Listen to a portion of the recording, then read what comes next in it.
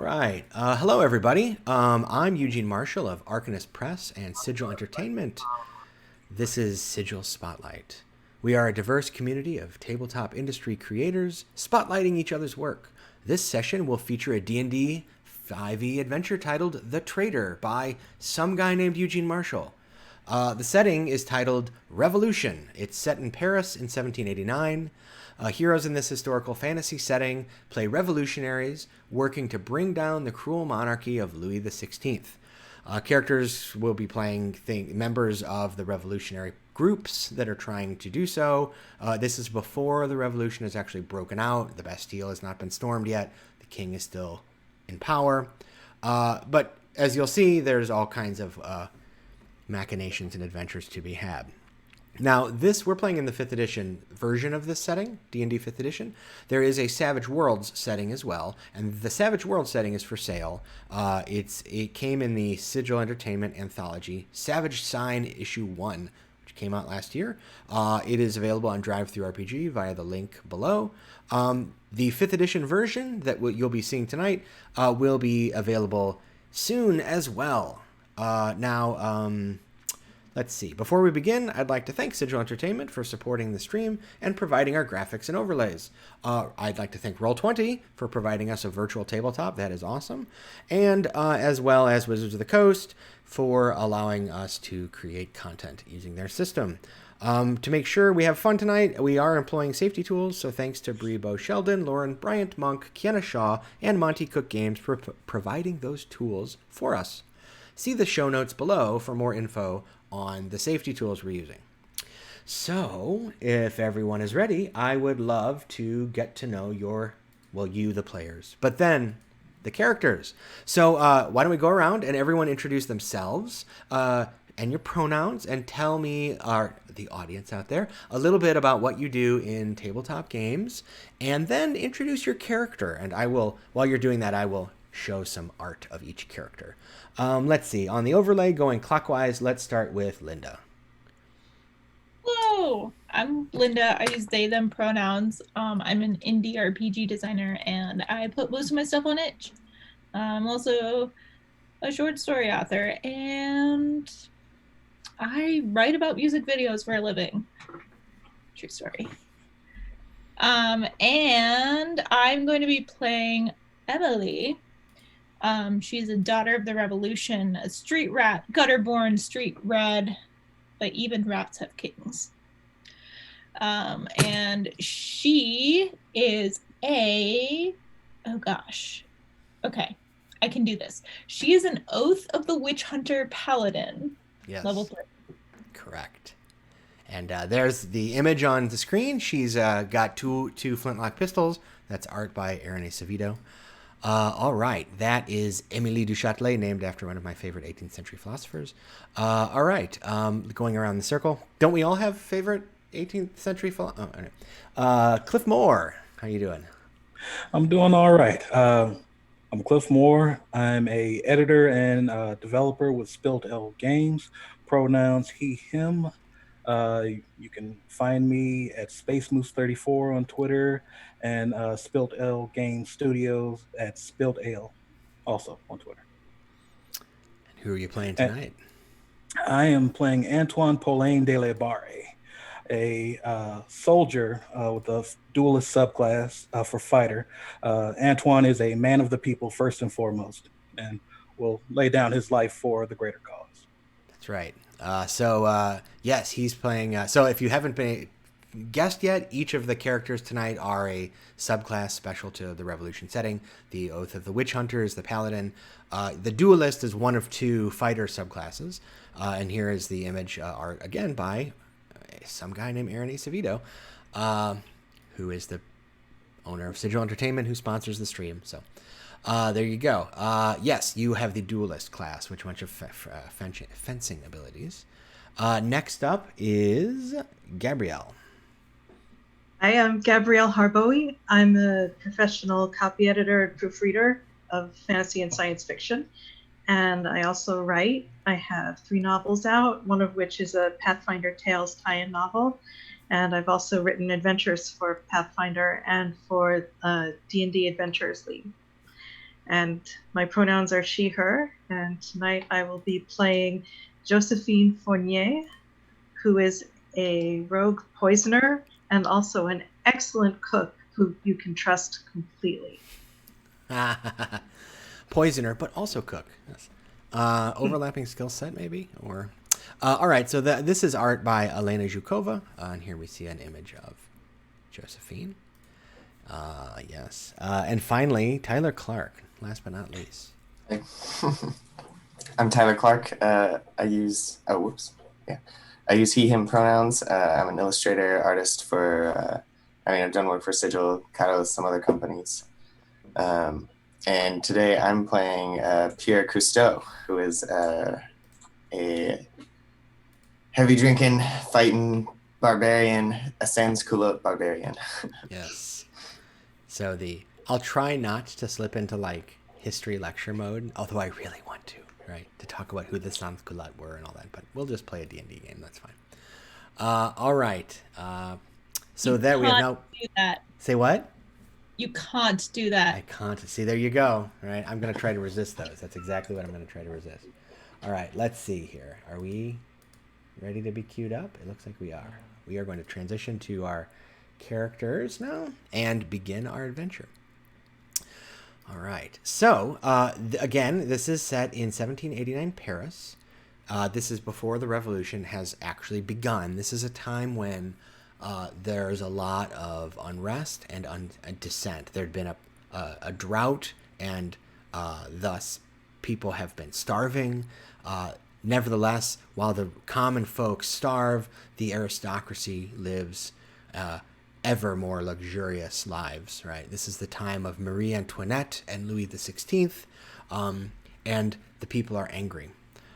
There is a movement happening. Political leaders from across France, and especially in Paris, are gathering strength amongst dissenters and are moving to demand liberty, equality, and fraternity for all. And that will break out in the next few months. But now, our adventurers are still underground revolutionaries working for the revolutionary cause. You have, all of you, been in touch with and doing some work with the revolution for whatever reason. It might be that, like Pierre, you are, and I believe also we heard something about this from Antoine, you are a kind of men of the people, and you want to stand up for what's right. Perhaps you have your own agendas as well. For whatever reason, you are now working for the revolution, and your contact person in the revolution is a politician named, here's a Georges-Jacques Danton. There's a picture of the guy.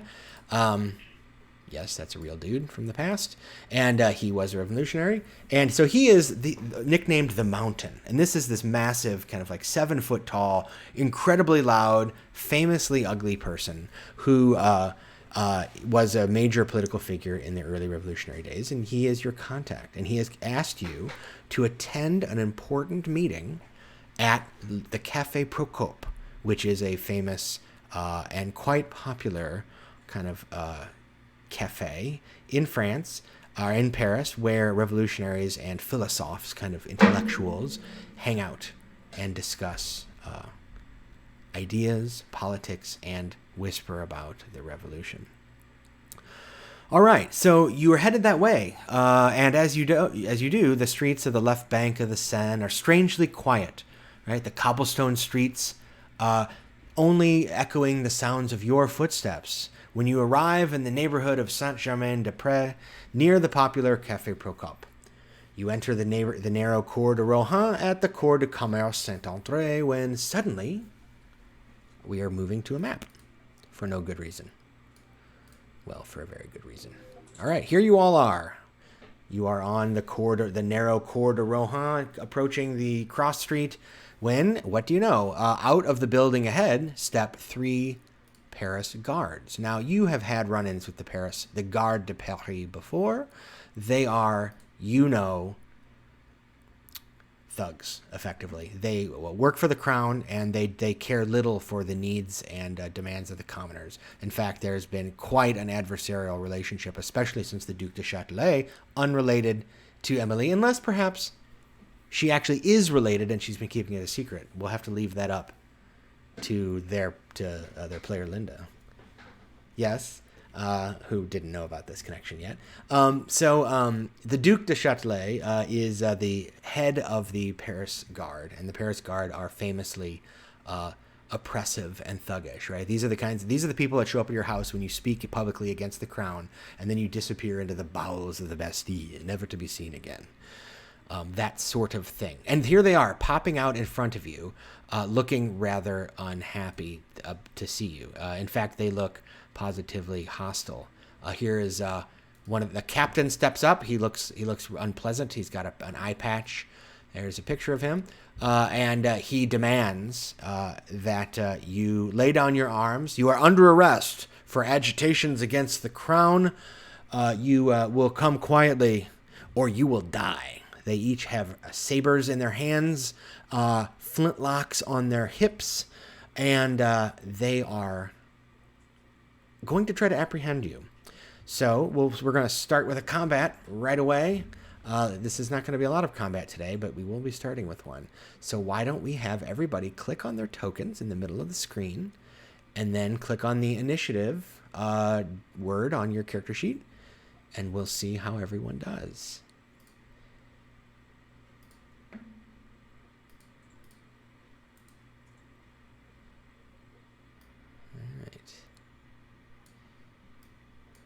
We are quick on the draw, boys. Not bad. We are ready to fight for freedom. It's like we were expecting them. We're so jazzed on revolution, guys.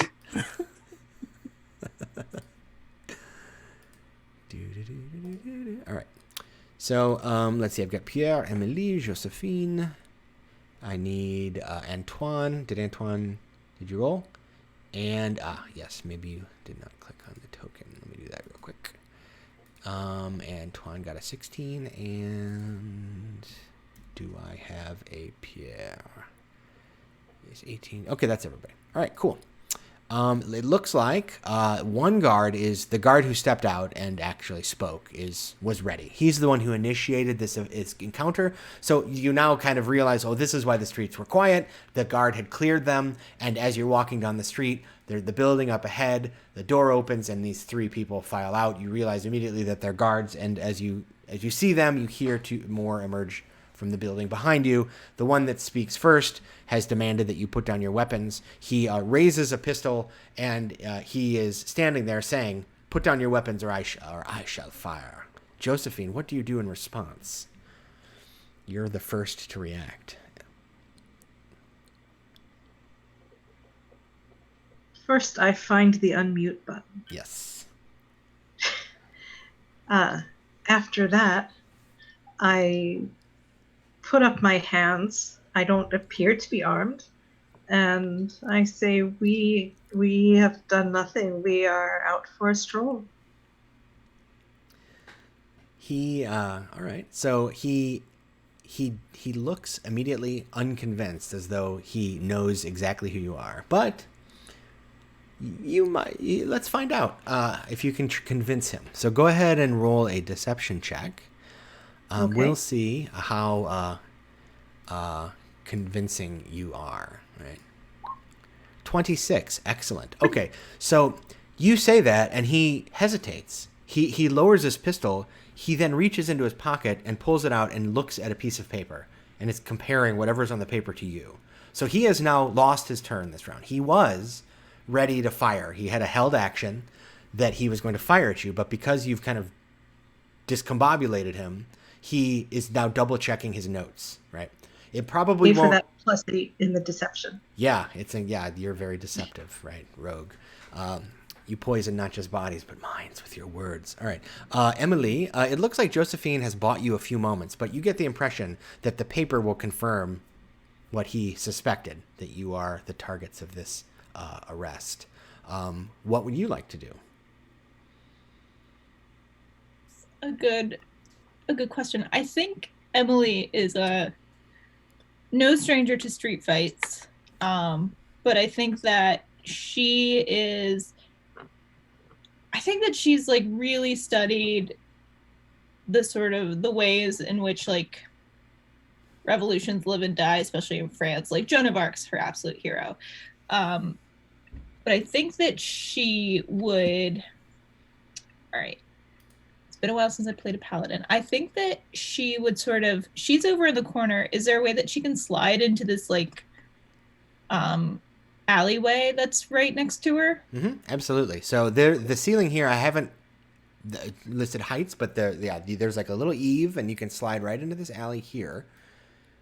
There's All right. Yeah. There's the ping. All right. And then the ceiling here the roof here is low. It's like 8 feet. And then then there's another 8 feet up, and then another 8 feet up. It's like a tiered 3 roofs around you. But all the other ones are very tall. In fact, there's a convent on the right. The big building on the right is a big convent with almost no windows. A convent. Yeah. Ooh. The Chandelier's convent. Yes. Interesting. Yeah, I think that I will sort of take this moment of like just before the shit hits the fan. I would like to cast Divine Favor. Yes.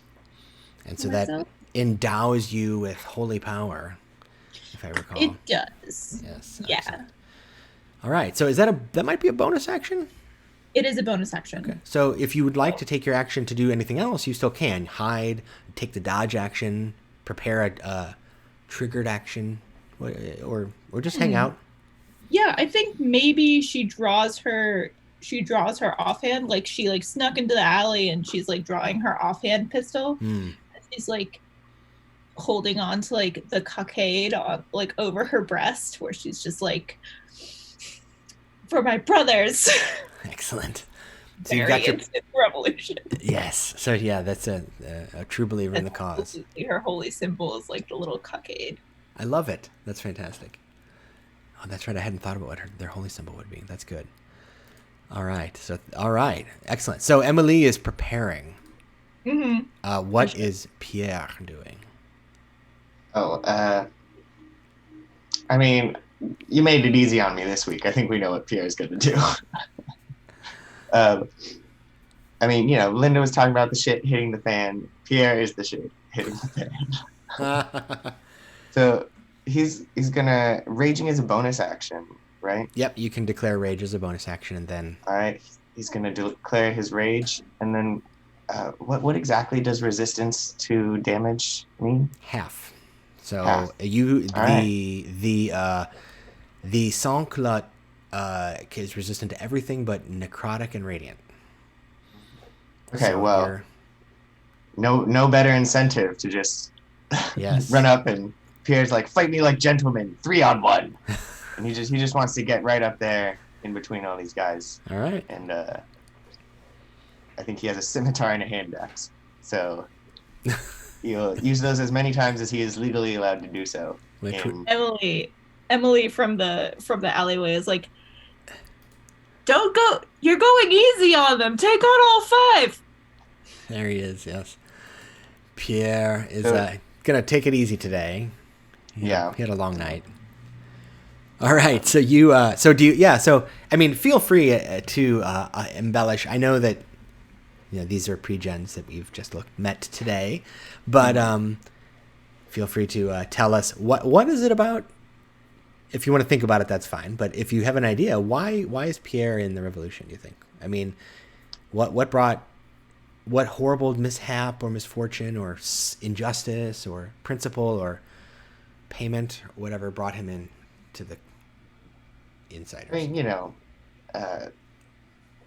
Pierre does like to fight a lot, so that's certainly an incentive to start fights with people that are willing to fight with you. But anything can set this guy off. Probably some guard shook him down and took his money and then humiliated him in some way. So Pierre's just got masculinity problems, so wherever he can let him out, he's doing it. All right. Well, I am all for a barbarian who's in touch with his his emotional motivations. So that's right. Fraternité, indeed. So, all right. So you get in there and feel free to take a swing. So you did a bonus action, so you can't use your offhand weapon right now. Bonus action to rage. But you could do your main weapon, which I'm guessing is probably the scimitar, but it's up to you. Yeah. Yeah. Is there a way to activate rage? You Oh. just declare it. I don't think I programmed a button in it. Oh, okay. All right. Well, I'm just gonna roll the scimitar and the index. Here we go. All right, so just the first one is going to count because you only get the one, but that's a hit. So there is actually, if we want to talk about how roll 20 sheets, there I think below the weapon attack there's a little button to click rage, which will just automatically add the rage damage. So you don't have to do that now, but just know it adds 2 points of damage to every hit. So that's 6 points of slashing damage with that scimitar. And you cut into this garde de Paris, and he kind of steps back. He's like busy looking at his papers. And as you step up, you see he's got a piece of paper with some crude drawings that they don't look like great representations, but yeah, they're probably you folk. And so there's like little pictures, like sketches with like a few words of description and your names. And so as he's looking at that, he's distracted. You just slash right into him. His paper flutters to the ground, and he's no longer in doubt that you are the people he wants to arrest. Yeah, Pierre's not above that. Yeah.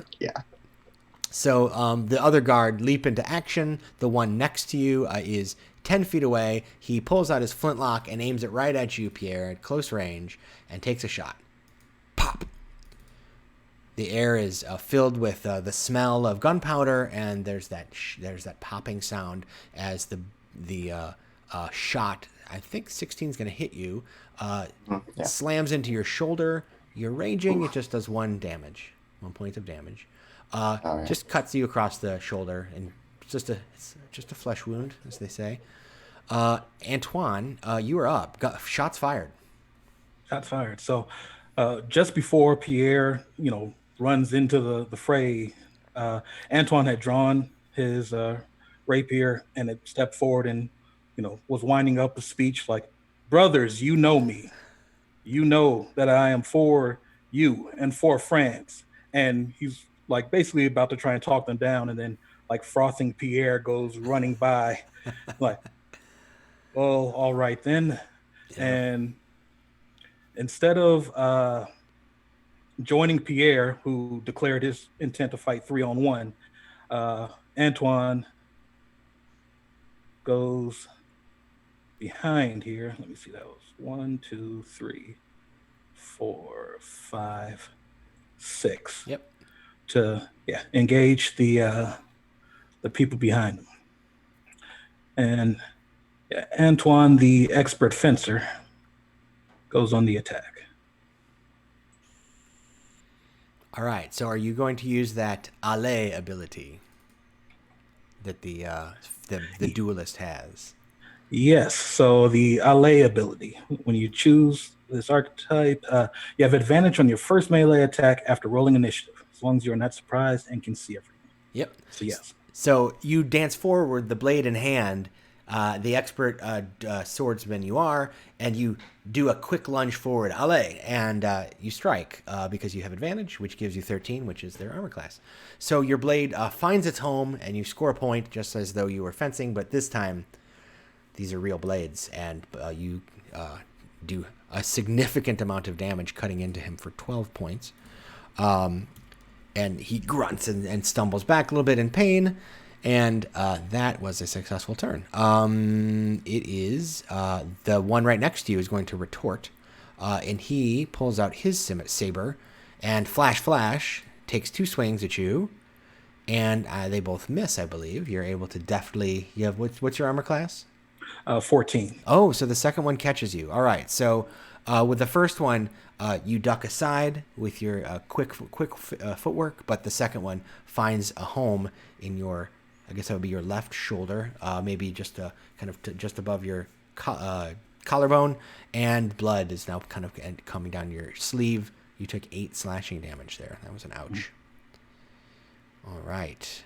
We've got one in front of you. Had been holding his flintlock, so he's going to go ahead and take a shot, but it's a disadvantage because he's right up in your face. But it doesn't matter because he gets a shot off, and this one catches you in the leg. Another ouch there for 6 more.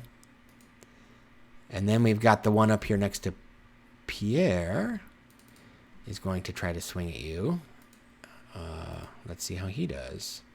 Okay, that's a hit and a miss. So you take 1 more point of damage. You're just getting a couple little paper cuts up there. And the guard whom you had stabbed severely shouts, yes, arrest them! No, kill them! As he swings his sword at you as well with a miss and then a hit for 3. Josephine, it is back up to you. What would you like to do? Okay, I would like to, in the confusion as melee begins, I would like to take a moment for a bonus action to poison my blade. Yes. And then I would like to turn to the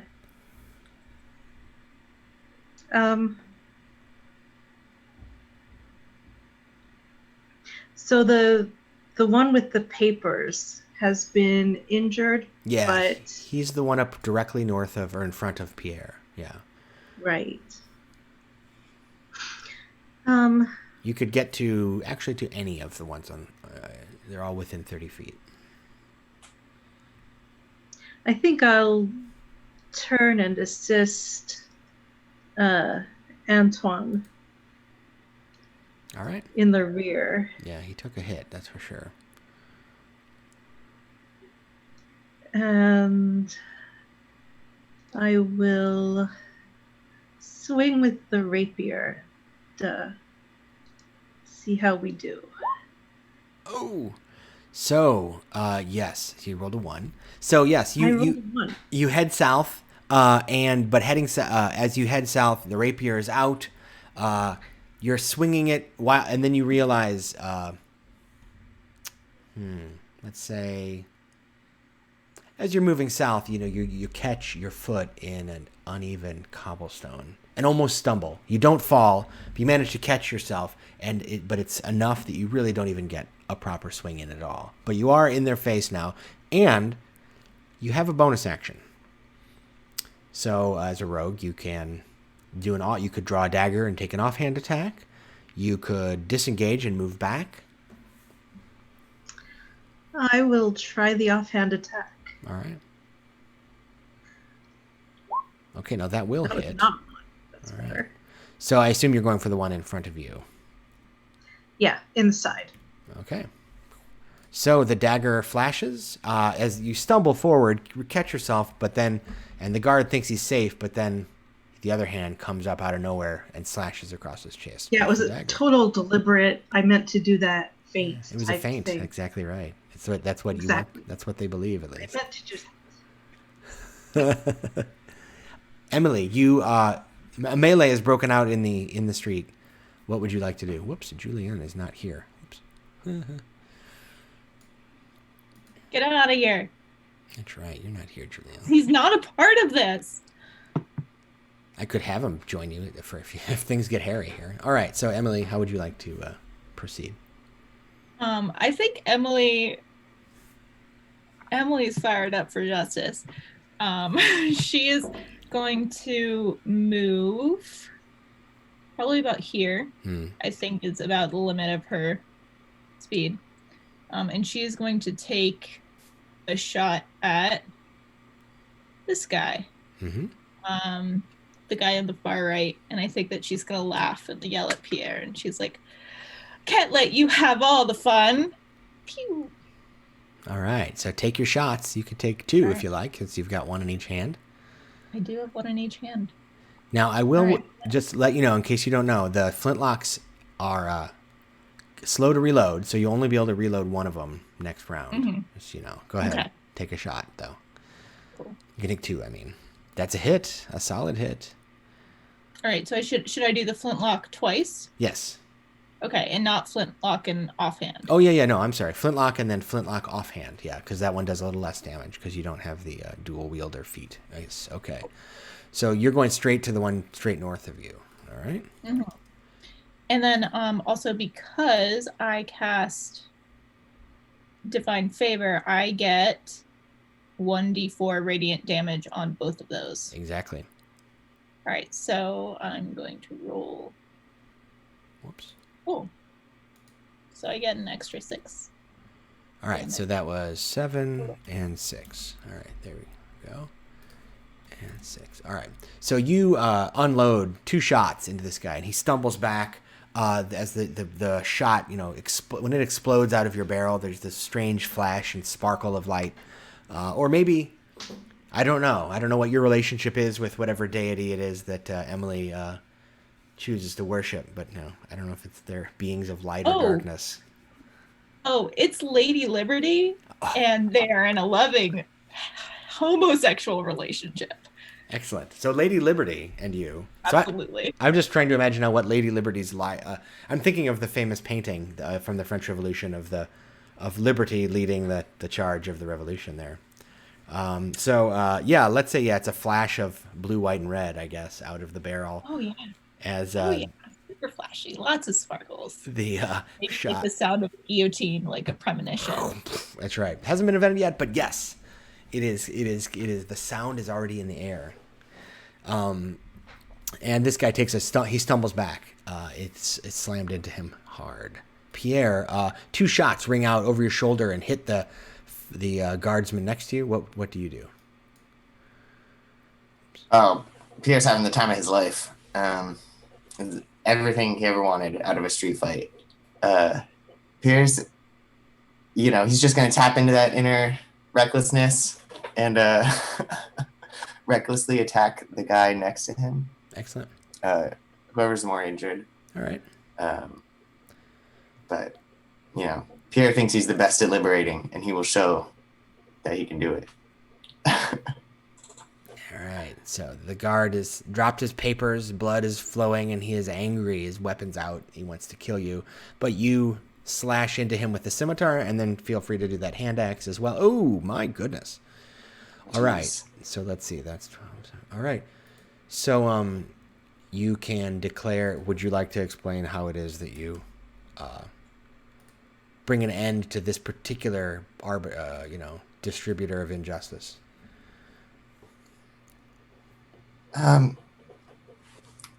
He just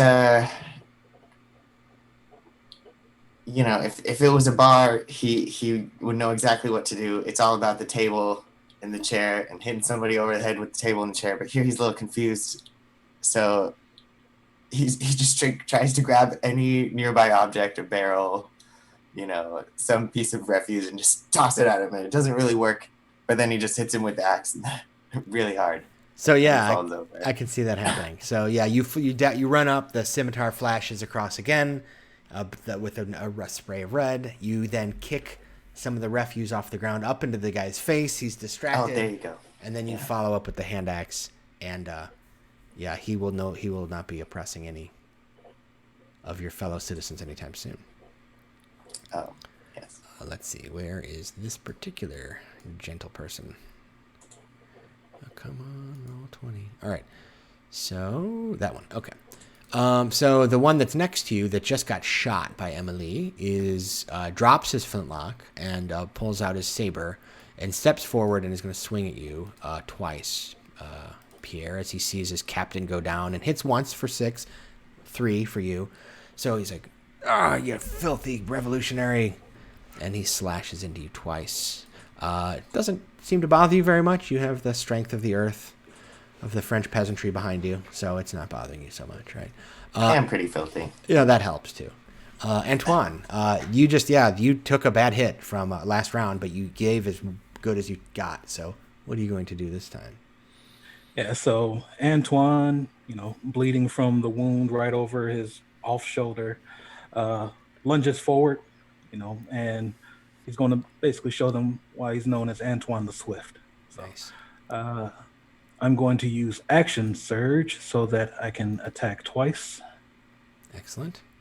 This round. So let's see here. Where is it? 1 and 2. All right. So the first one just hits, and the second one hits well. So let's see. That's 13 plus 7, 20. All right. So that guy, that was the magic number. So feel free to narrate what happens when this person who dealt you a grievous wound meets his end. So yeah, Antoine lunges forward, quick feint, and then stabs down, stabbing the guy in the knee, and then when his leg kind of buckles like he's going to kneel, it's barely perceivable. He basically stabs him in the throat. And then before the guy even falls over, he turns to the other one. He says, "Last chance, my friend." Go ahead and make an intimidation check. Let's see. Intimidation. And I didn't say it, but I did have in mind that you, after just killing his pal, you would have advantage. Okay. Well, we'll see what he does on his turn. It's his turn. Let's see what he does. So he, yeah, this is the thing about the guard. They're bullies. And when you fight back, they're not guided and driven by principle like the revolutionaries. They cut and run. So, after seeing his friend just gutted, and having this woman in his face with these poisoned blades, already having taken one poison blow, he feels the poison in his veins. He drops his saber and uses the disengage action, tries to run away, basically, and flees southward. So you don't get to swing at him because he's taken the disengage, but you can chase him if you choose. The other one is dead. We don't have to worry about that fellow. Delete him out of the old initiative order. And then the one up here next to Pierre is not giving up just yet. Even though you just cut down his captain, he did not like his captain, so he's going to attack you. And he has he does not have advantage anymore because his captain is dead. All right, which I'd forgot about. All right, so here we go. Saber attacks. One hits for 2 points. Nickel and a diamond, yeah, here. All right, so the second. I think the other one does hit also. He has advantage. Oh, you did reckless. Thank you. Yeah. Thank you for that. 10. So each one is halved, and we round the halves down, so 2 and 2 equals 4. So he, but again, you are inured to the oppressive blows of the state, having suffered under the yoke for so many years. This guy's going for the promotion. Yeah, he sure is. He's like, I could be captain now. Josephine, it is your turn. One is fleeing. There are 2 more to the north. What would you like to do? I think I'll let the fleeing one go. I'll let him send a message that we're not to be trifled with. Okay. And I can move 30, so that's basically here. You can also bonus action dash if you like, as a rogue. Ooh. So you could get all the way up there and then take your attack if you wanted. And your poison is good for 1 minute. Yes. Can I get around the corner? You can't move through a square with a living foe, but you can move. Where would you like to go? Like you could step past Pierre over the dead captain, but if you leave that area, one of the guys is going to get a swing at you. If you leave his... I was thinking diagonally past Pierre into the blank space. Go ahead and put yourself where you'd like to go, and we'll figure it out. Like here? I'm going to say yeah, because there's eaves, and you could slip around that figure. So if you're careful not to turn your back on the other guy, right? And you slip to the left of Pierre around the guard, sure, why not? You are quite agile, so I think that could happen. Yeah, I might even make a show of stepping over the captain with the sting. But then I'll go take a swing at this guard in front of me. Yeah, he seems quite hale still. Well, not anymore. All right, so your flashing blade, dripping with poison, cuts into him deeply, and he howls in pain and anger as your cut finds its home. And that is your turn, Emily. You can reload one pistol and take another shot. You could drop them and pull your blades. It is your choice. You could drop one pistol and pull a blade, etc. Oh, you're muted. There you go. I'm muted. I'm not muted anymore. Yeah, I think that she will but holster one of the guns and draw her blade in the same action. Sure. Okay. Can she reload and draw her blade? Yeah, so the way reload generally works is that you can reload a weapon as a part of your attack action. So if you want to shoot, you can reload and shoot. It's just that the rules for the flintlocks require that you can't do more than, in this setting, is you can't do more than one a round. Cool. Yeah, I think that she wants to get up. She wants to move. Ooh, can I not move? Now, if you were to take the marksman subclass of fighter, then you could reload all you like. But anyway. So yeah, you can move up there and attack that fellow. Yeah, attacking him, and I'd like to shoot him at close range and then drive my sword through his chest. Wow, all right. Blam and then stab. Yeah, and it's the offhand pistol that I was able to reload. Okay, your choice, right? It depends which one you wanted to be, because you know. Oh. Okay, yeah, then I'll go with the flintlock because that does more damage. Okay. Okay, so the flintlock. All right. And then stab him with the rapier, and then I still have the divine light of Lady Liberty. All right. So you'll do the damage. All right. So the rapier isn't going to hit though, so because of the 9. But the flintlock does, because I'm imagining you shooting as you're approaching, right? And very intimidating. Yeah. So you kind of pull out you hold one gun up while you pull the blade up, you shoot, and as you approach, you stab. But the shot, you hit him so solidly that he stumbles back out of reach of your blade. But he is because he is on death's door and does not look like he wants to be here anymore. And I don't mean he wants to die. I mean he wants to run away because you are intimidating. Yeah, it's too bad because he's going to die. Oh, well, that's what he's aware. That's what he's afraid of. You think, Pierre? Emily has just put a bullet into the one next to you. Josephine has come around and stabbed the other one next to you. It looks like you have the upper hand. What would you like to do? Oh yeah, I mean, this was just starting to get overwhelming, so I'm glad both these people showed up out of the blue, just like started stabbing people. But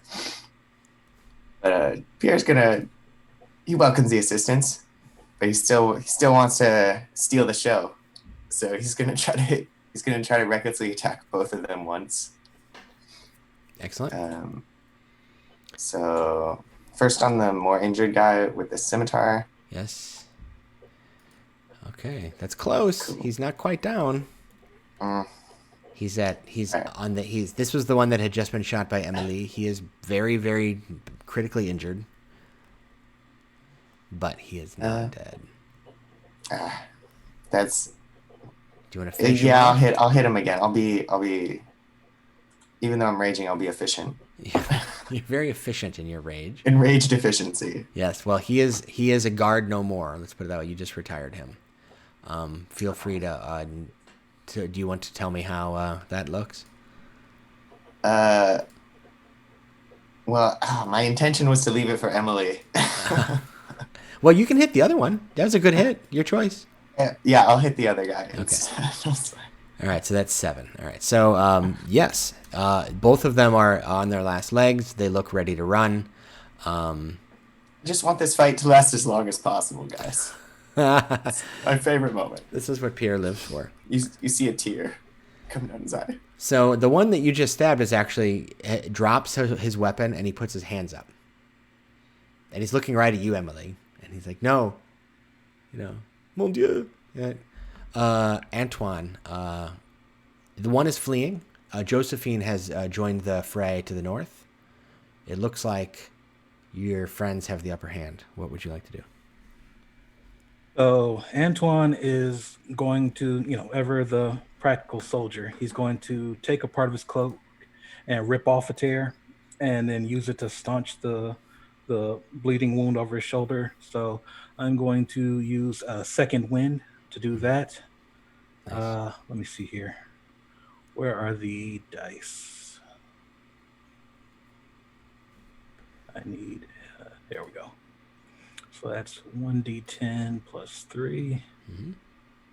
All righty.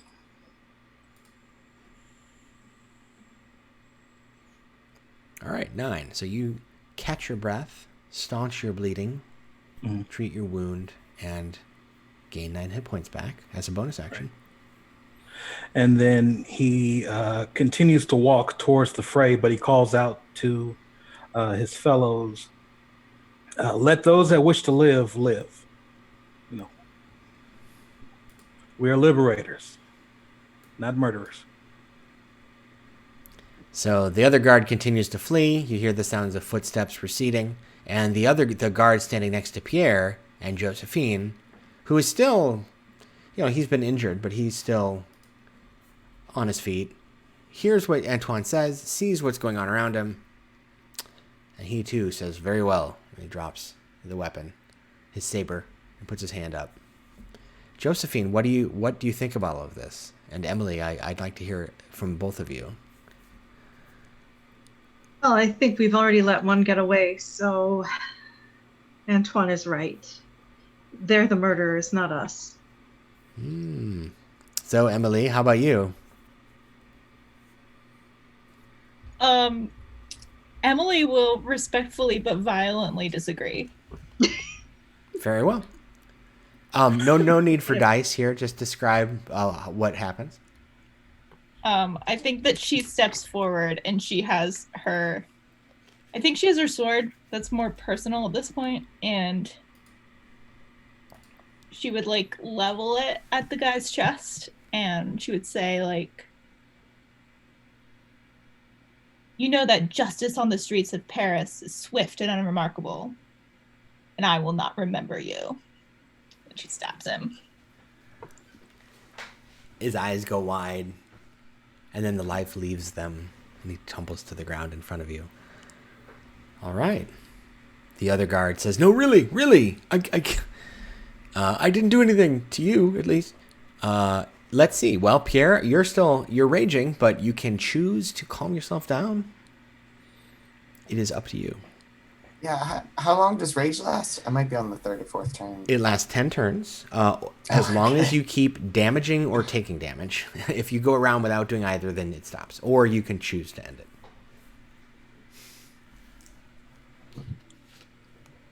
Your call.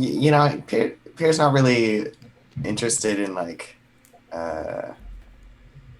executing people in street fights, but he's pretty much up to it. He's about individual liberty, so he'll let Emily do whatever she wants. He was happy with that resolution. That guy stabbed me. I'm not too partial to him, but I'm very interested in these papers. Pierre wants to know if he was drawn attractively or not. He wants to know about this. And strong. So he's going to try to filter through this guy's pockets and look for, whenever the action ends. Well, I mean, so in other words, you don't immediately attack or flee or anything. Instead, you look down and you pick up the parchment, a piece of paper, kind of crude, coarse paper that's been drawn on with a charcoal stick.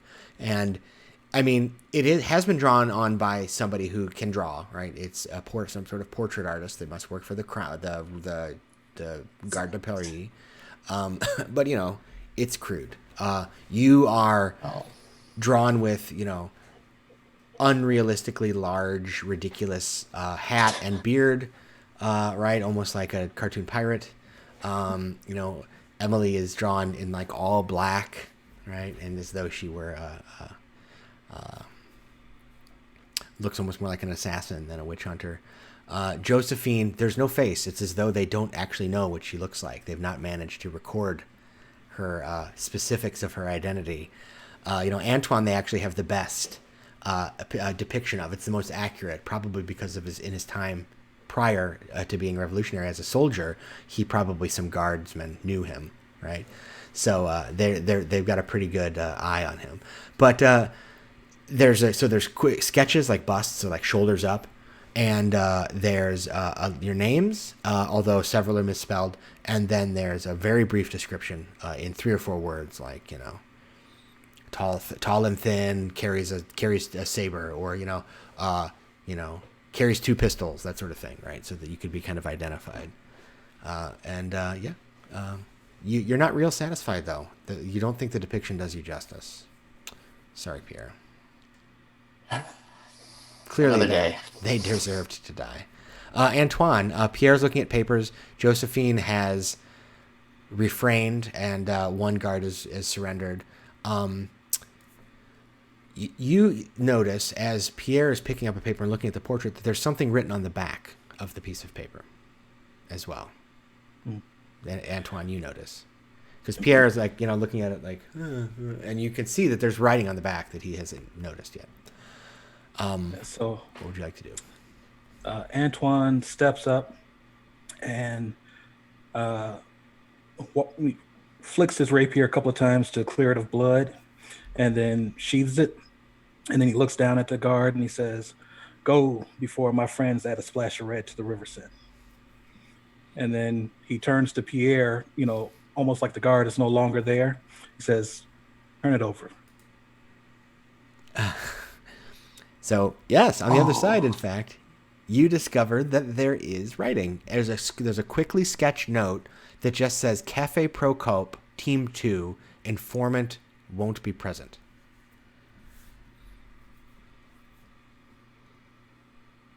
Emily would like to shoot the last guard. So he turns to run. Take your shot. If you hit, you hit. If you don't, then I guess he's going to escape. Unless, Yeah, I mean... Unless you want to chase him down. You can do that if you're committed to it. Yeah, I mean, Emily's a bit of a completionist here. Wants the whole set. All right. Well, that does it. So, all right. Damn, well, it really does it, huh? It does. That's not even with the D4 Dexter. Holy damage. Holy, yeah, that's Liberty damage. She is raining down holy hell. Yeah, she would just like look at Pierre and like give him this kind of like, sorry if I'm cutting in and out. It's really windy and there's been outages recently. Yeah. No, yeah, just a second. You're fine. Cool. Yeah. So she would definitely like look at Pierre and just be like,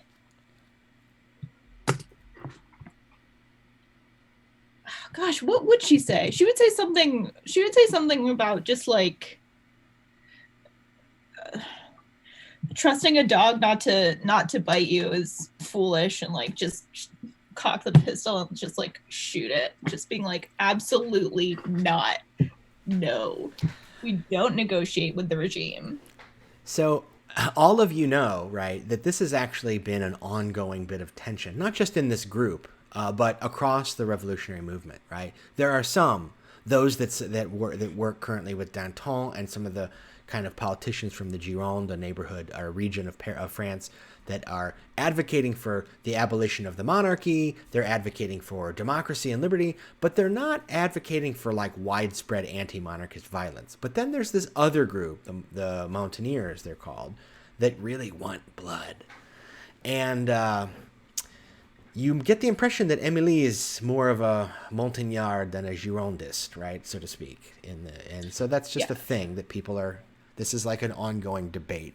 People go to these cafes and clubs and societies and debate whether King Louis deserves to be strung up or what, arrested and tried or etc. And we all know, this is going to be a thing. So Emily definitely says, we do not trust the dog. We do not trust the dog not to bark at his master's door. I like that. And at this point, Antoine has taken the paper from Pierre. I don't know how literate Pierre is, but Antoine takes it and, doesn't look up as he hears the report of the flintlock, whiz by his shoulders.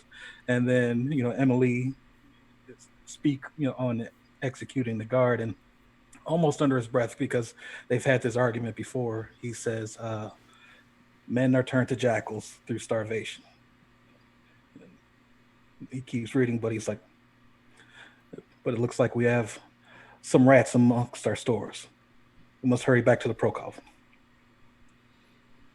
All right. So, you had been on your way to this cafe to have a meeting of revolutionary leaders.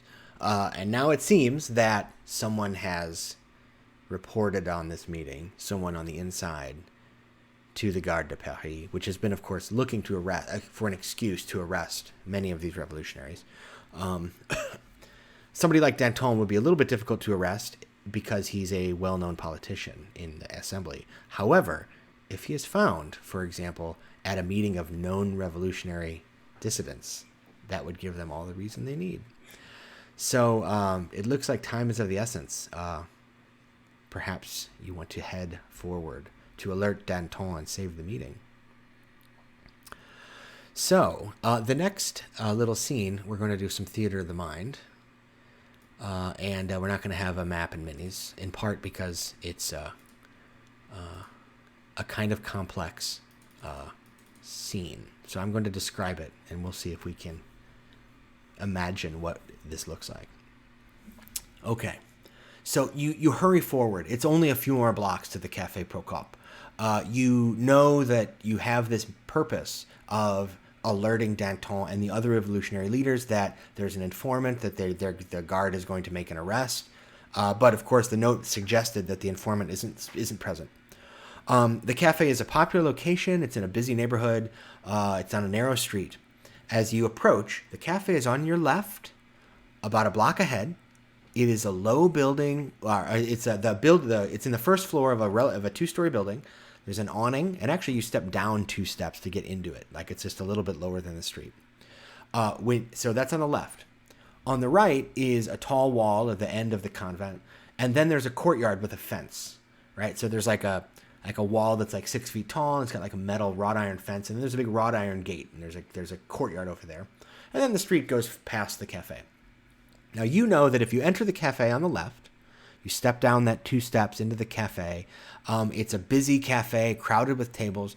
The back end is a bar that has alcohol, has coffee, has tea, has some food. To your right is a big kind of palatial-looking winding stair that goes up to the second floor where there are 3 or 4 apartments. And you know that the last apartment is the one you're meeting Danton in. The other apartments you don't know what their story is. There's also, you're aware that there's an alley behind this building. Now, as you approach, you don't see any guards charging the building. All right? You just see, looks like customers kind of coming and going. What would you like to do? You can smell coffee. The smell of pastries is in the air. You hear the sound of people talking in glasses, cups clinking on saucers. It's a lovely spring day, by the way. The air is becoming warmer, though still humid. So we've got a gate on the right, a building on the left. The cafe it has large plate glass windows. It's got painted wood mullions. There's some small chairs and tables sitting outside. There's a big blue awning, a canvas awning. Please, you know your destination and the scene. What would you like to do? I think Amelie would like to look around and maybe see if there's anyone in this cafe who looks out of place. All right. So you step up to the cafe. You find a long, narrow dining room that extends to the back of the building. It's crowded. There's many cafe goers in here. So there's a foyer on the right that leads to the sweeping marble stair ascending to the apartments above. Go ahead and look around. Let's go ahead and make it depends exactly what you're looking. So an insight check would be looking to see somebody kind of like behaving out of place. They just don't look right in that sense.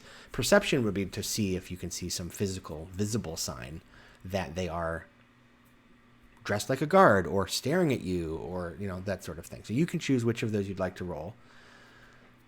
Cool. Yeah, I think insight in this case, just like sort of going on her gut feeling. It's busy. The smell of the pastries reaches your nose and distracts. Everyone it looks like a normal. I mean, you've been to this cafe before. It looks like a normal cafe. What? I know, but she loves an eclair. Goddamn. Oof. She can't tear her eyes away. Yeah. Now they have this new thing that they've invented because a young officer in the French military has been talking about it, and he's quite popular at aristocratic parties. So they've got this new pastry called a Napoleon that's available as well, if you like those. Okay, that's not Eclairs or death. Eclairs or death. That's right. Liberty, eclairs, fraternity. Yeah, that's the order. What is let's hear. What is Josephine doing? So you see Emily step into the doorway and look around. So on your right, you've got a courtyard. Up, you've got an awning above you. There's windows above the awning to some of these apartments that you'd want to go into. There's an alley that goes around the back. The stair inside goes up. What would you like to do? I'm basically casing out the outside. We've just been ambushed once, and I'm looking at likely spots for a second ambush. And I'm also curious if there are any faces in those upstairs windows that might be alerting someone that we've arrived. So, so are you just standing in the street and like looking around, or are you being more like, describe to me how you're looking for the ambush? Just literally scanning the scene with your eyes, or are you? I'm I would duck into an available shadow. Okay, so you're kind of trying to case the joint on the down low, as they say, as they used to say back in 18th century France. So Exactly. Go ahead and make a perception check. All right. Everything looks fine to me. Yeah, so we're all clear. There are people coming and going, but they're just French commoners, citizens, merchants, cafe goers, the occasional kind of bougie aristocrat coming down for the coffee. Yeah, it seems normal. There's otherwise you think you see shadows in one of the apartments, but you know that moving like in front of the window. But there are drapes, and you know that that's the apartment you're supposed to be meeting the revolutionaries in, so you would expect there to be people up there. You don't see any activity in the other apartments. What about? This looks fun. Yeah, it's. This is all good. What about? Let's see here from who would like to go next. Antoine. What's Antoine up to? Antoine, based on his experience as a soldier, would be looking for any signs of like maybe something more tactical, like that soldiers are or the guardsmen are here. Something that I'm thinking that because of how great he is at fencing, he may have been called in as a fencing instructor, so he's looking for things he may have taught these people, something that potentially out of place or would tip off that the ambush is already in progress, maybe. All right. So go ahead and make so if you're thinking about like tactics, right, go ahead and make an intelligence history check. Right. Intelligence history. So it's an intelligence check because this is about thinking about what would be, the most tactically appropriate way. But you're also thinking about like you're calling to mind things from your past. 16. Okay, that's a good roll with no bonus. So you think that they would probably want to have a place that they can watch the building. So you're looking around and you see, it's a narrow courtyard, a narrow street with high buildings. There's a convent here. They're probably not in the convent. You actually are pretty aware that convent, the particular order of nuns in there, is actually sympathetic to the revolutionary cause. And so their guard, if they are present, are either in the cafe, but given that Emily's looking in and not immediately reacting, you suggest it suggests to you that if they're in there, they're disguised. So they're probably not there visibly. So you're thinking, the only other places around are the courtyard over the wall here, that has a gate through it, or around back. There's an alley. Those are really the only two places, unless they're already upstairs in the room doing the arrests now. But you're not hearing any sounds of struggle. No one in the cafe seems to be disturbed at all. So that's kind of your assessment.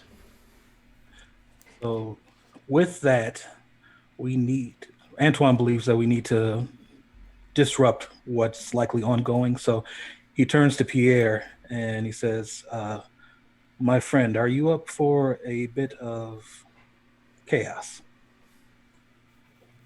Yeah, always.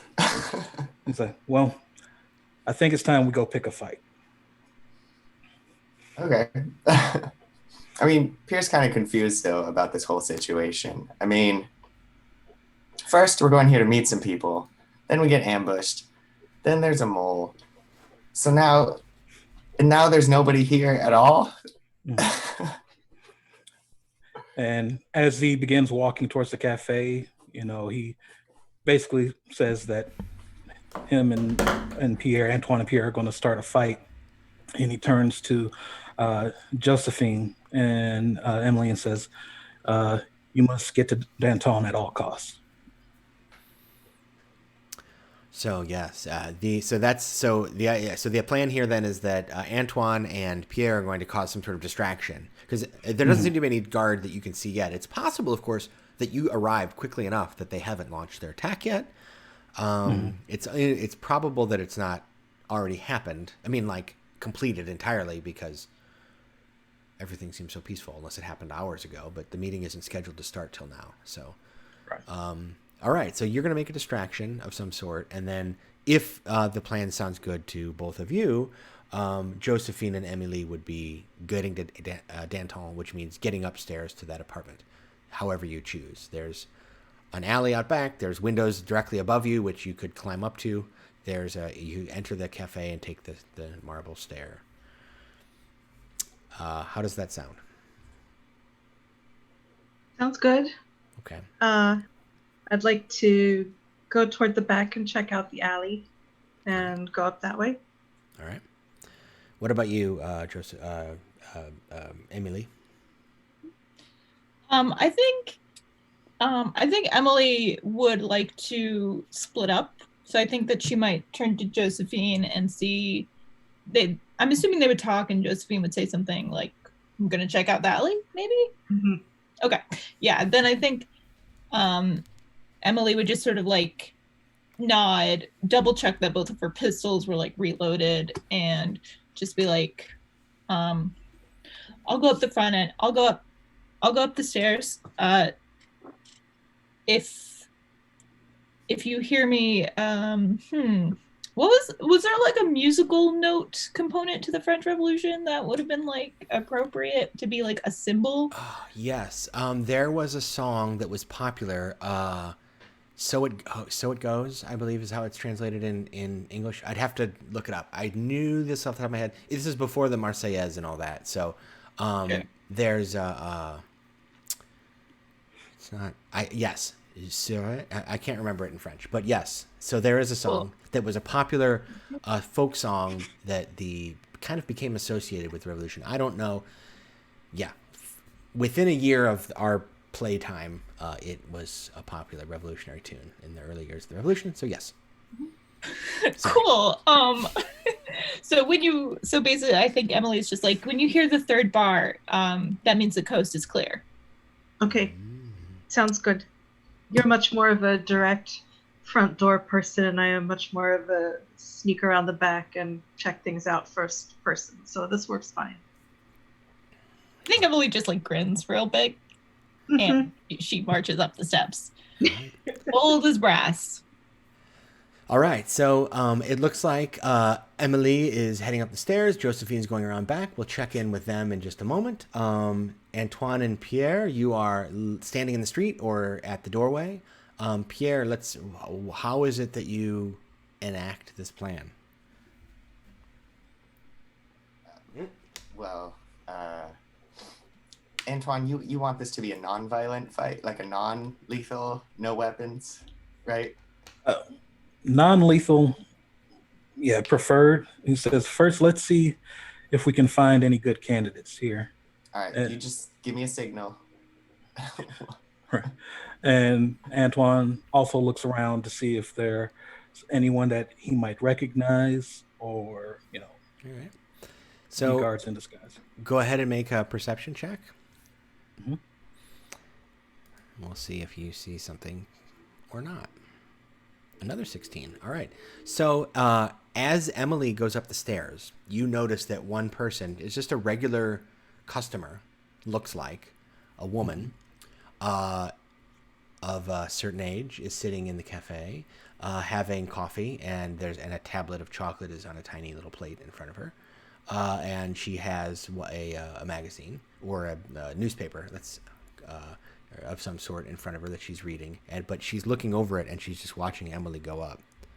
And then she glances at the door past you, behind you across the street, and then she folds her paper and sets it down and looks like she's going to stand up and leave, and you notice that she has an unusually bulky sack with her.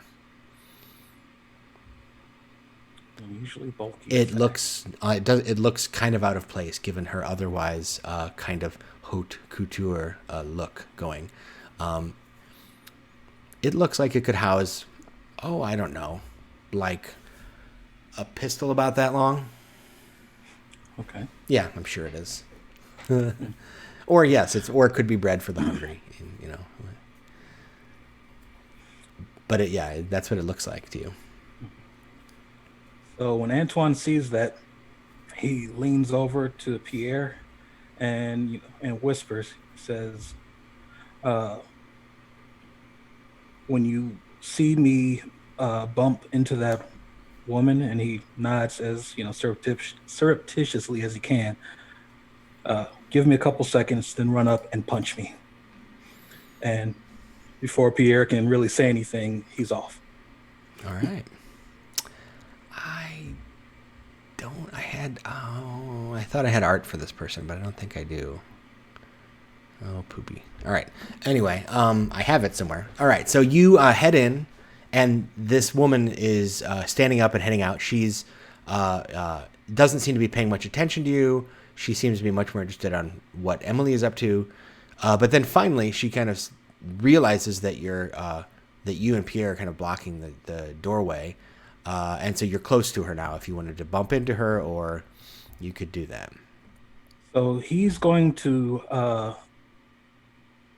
stumble like he's drunk, or at least pretend to be, to bump into her, but with the intent of trying to either grab the sack or knock it away, something to that effect.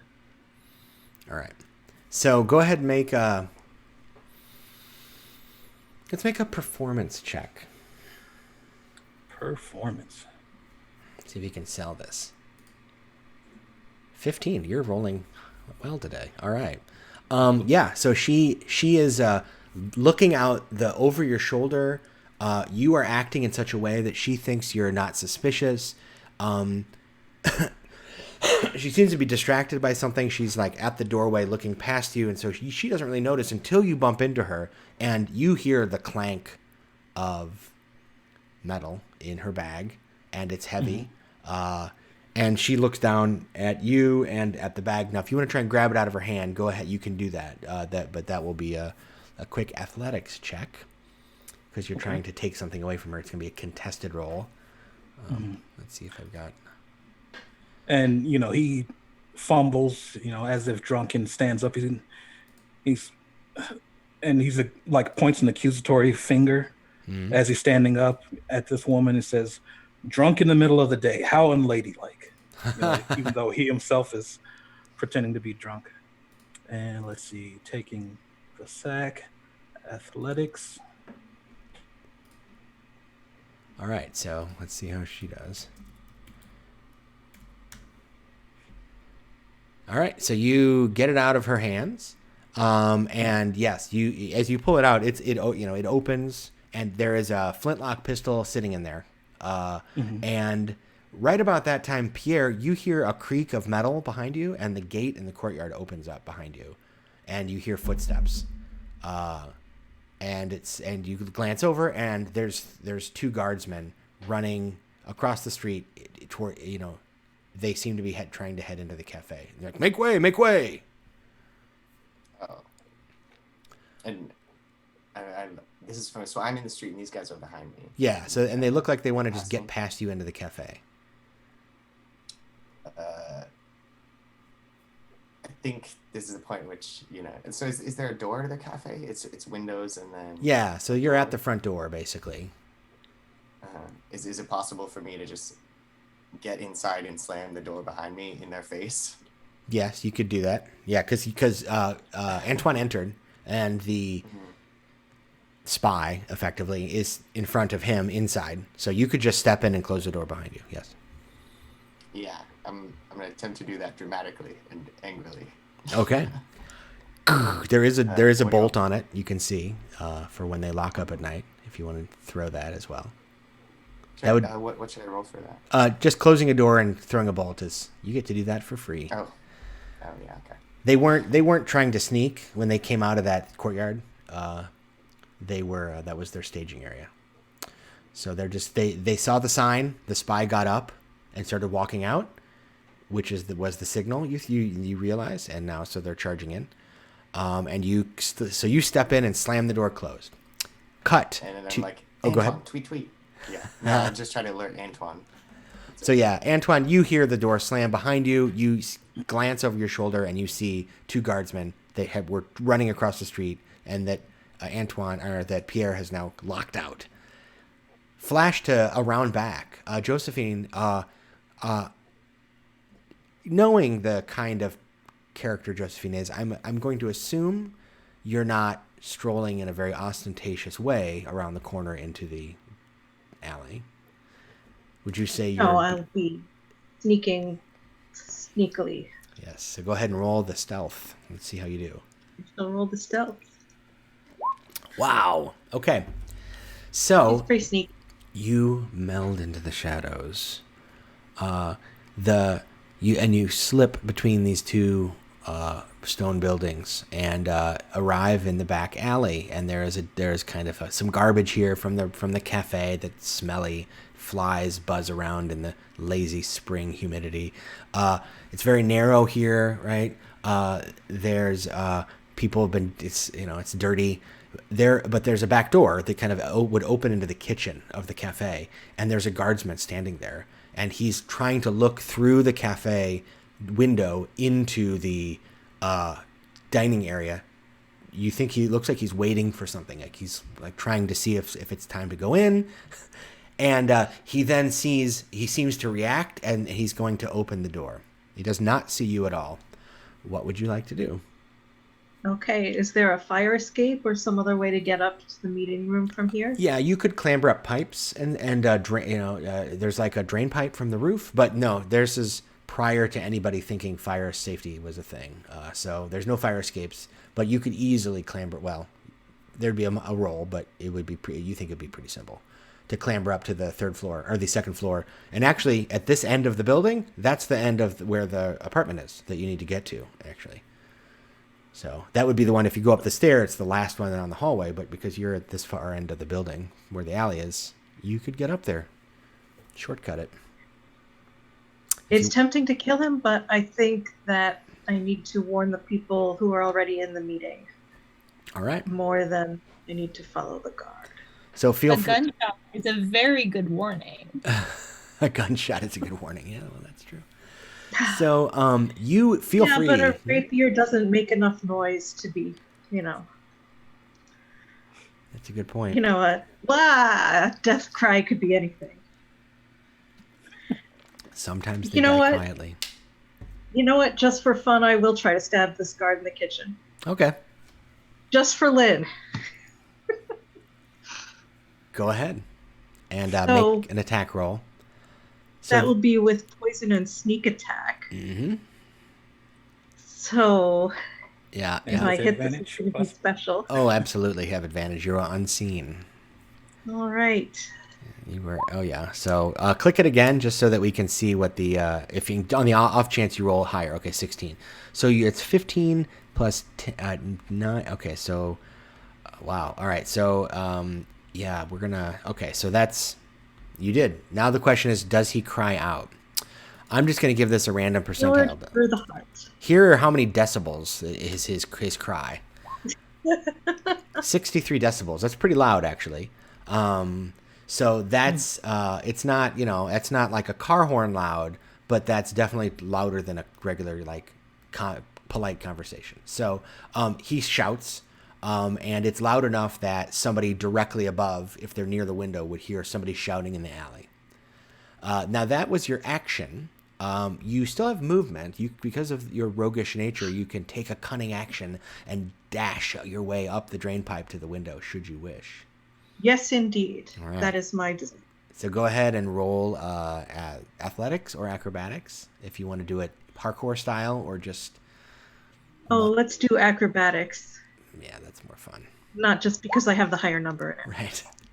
So go ahead and describe yourself getting up to this window. It's closed, but it's unlocked. There's a windowsill. The casing is 2 feet wide, so it's pretty tall. These are these kind of tall windows. So I've got pretty good traction on my boots, and I've got rough palmed leather gloves, and I just basically shimmy with the soles of my feet and my hands up the drain pipe as quickly as I feel like I can safely go, because there's stuff starting to hit the fan. But I make it to the window, and before I open it, I definitely want to peer inside. All right. You look inside and you see several people. So you're looking actually straight back into a kitchen, right? And on the right side is a washroom, and on the left is maybe a small bedroom. The door's half closed, it's hard to see. But then straight through the kitchen is a big kind of salon room, right? So there's like a table, there's several sofas, there's some chaise-longue, there's a large ornate leaded glass window that's looking out the front. And in there as well is, you see him, he's unmistakable as Danton, his huge frame moving about. There's 2 other people that you don't recognize, and one of them seems alarmed and is heading towards the window, perhaps because of the noise. The window is unlocked but closed.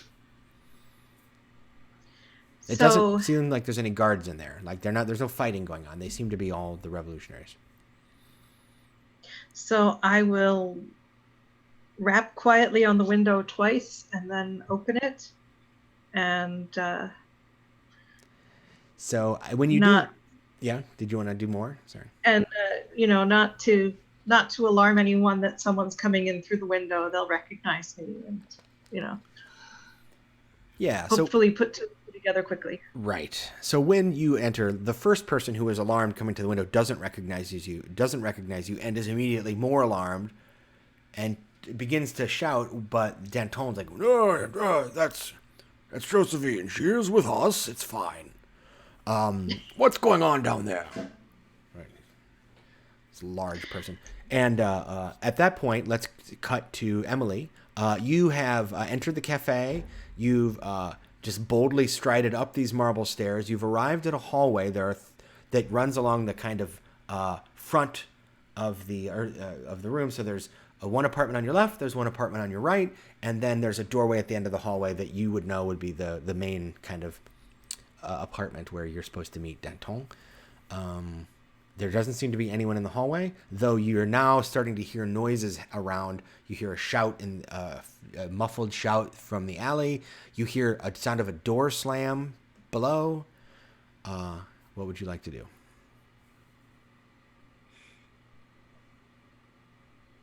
What would I like to do?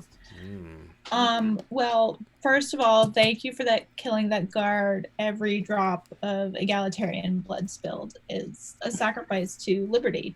So congratulations. Thank you for doing your duty. As a patriot, we appreciate that. So I think Emily is sort of going to realize that shit is popping off. And she is going to see that there's no one there, and she's going to run down to the apartment and knock on the door. I don't know if there's a secret knock. She'll do the secret knock, whatever that is. Yep. What do you think? You can tell me. Do you think the revolution would have a secret knock? I don't know what the revolution would have specifically. I don't know. Yeah, a secret knock. We'll go with that until I think of something more interesting. Yeah. I don't know what the French version of shaving a haircut is, so. Right, I don't know. So you do that. Who knows? Yeah, and you hear then right around that same time, you hear somebody approaching the door, and then you also hear Danton's voice. "Oh no, she's with us. That's Josephine." And that makes you assume that Josephine is arriving around the same time. The door opens, and you recognize the person as one of the guildsmen who is one of the kind of leading merchants in the neighborhood, and has been an ally, a staunch supporter of the revolution, supplying them with food and supplies. And then beyond, you see the great frame of Georges Danton, and you see Josephine climbing in the window. So let's cut back downstairs. So just to be clear what's going on, we've got guards outside trying to get in, but the door is closed. There's two guards. There's a kind of an informant. Well, a lookout is what you think she is, who was trying to leave. That's now trapped inside with Antoine and Pierre. Upstairs, there are the revolutionaries are with Emily and Josephine. But you can see that there are more people, more guards coming out of that courtyard, Pierre and Antoine. This is the raid. You've totally disrupted it. You have the choice to, there's any way to resolve this, but the ultimate goal here is just to get Danton in particular, but preferably all the revolutionaries, not to have them be arrested. You could kill every guard. I can think of probably one of you who that's the choice. You can just get them out as well is success. So you tell me how you would like to resolve this complex situation. Let's go back to Antoine. Okay, so Antoine is, he kind of under his breath and to himself, and he like is apologizing and just, to this woman and to, the gods for his conduct, because he does believe in trying to be, gentlemanly. But then he, with this accusatory, finger, he starts yelling at this woman, but loud enough so that it can be heard upstairs. Unfortunately, he's like, "Villainess, slack-jawed bobtail, how dare you?" And mostly trying to rile up this crowd, even if they turn against him, but to create a commotion in this common room so that it would be very difficult for the guards to, kind of navigate it when they get through the door. Okay. So, I'll leave it to you. Do you think this is, are you trying to persuade the crowd to like stand up and take offense, or are you putting on more of a performance? What do you think? I'd say performance, because he's more trying to draw attention to himself. And, he kind of has seen, Pierre slam and bolt the door. So, he had told Pierre before to punch him. So, but that's kind of out of the... All right. Sorry about that. No, that's okay. I mean, he still can if he wants to. But it's just to basically turn the crowd towards him, maybe get them riled up and in a fit so that, everybody is in a jumble when the guards come through the door. All right. So go ahead and make some sort of charisma check. Performance will work. And see if you can't rile up the crowd. I like that. 13. All right. So I think given the situation, we've got guards storming the place. We've got doors being slammed. There's there's this altercation between you and this woman. People are alarmed. Absolutely. And so I think at this point, it's totally reasonable to think that you would be able to kind of rile people up. So you start shouting, the maitre d' comes up, is like, "What's going on here?"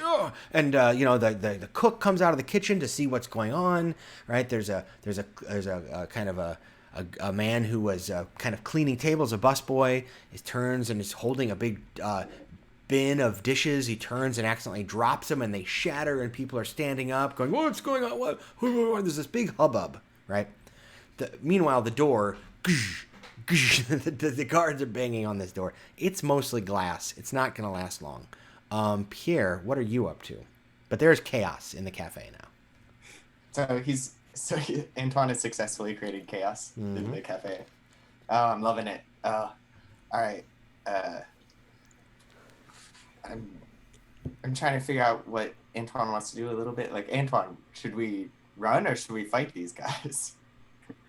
So as the door is about to break down, and Antoine is still, now he's turned on the staff and he's just intolerable. He's like, "What kind of establishment are you running here? This is the degradation of society.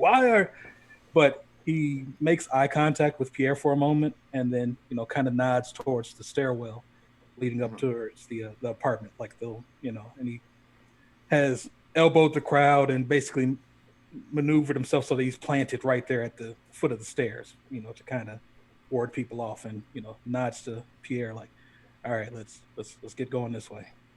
Okay, then I'm just gonna like upturn a table in front of the door and try to run up the stairs. All right, absolutely doable. So you slide a table up, you put it up against the door as they kind of bang against it, and you run up the stairs. Antoine, you see Pierre going up the stairs. You can kind of extricate yourself from this and follow suit should you wish. And then because I will never return here, even though he's like going up the stairs. Yeah, right.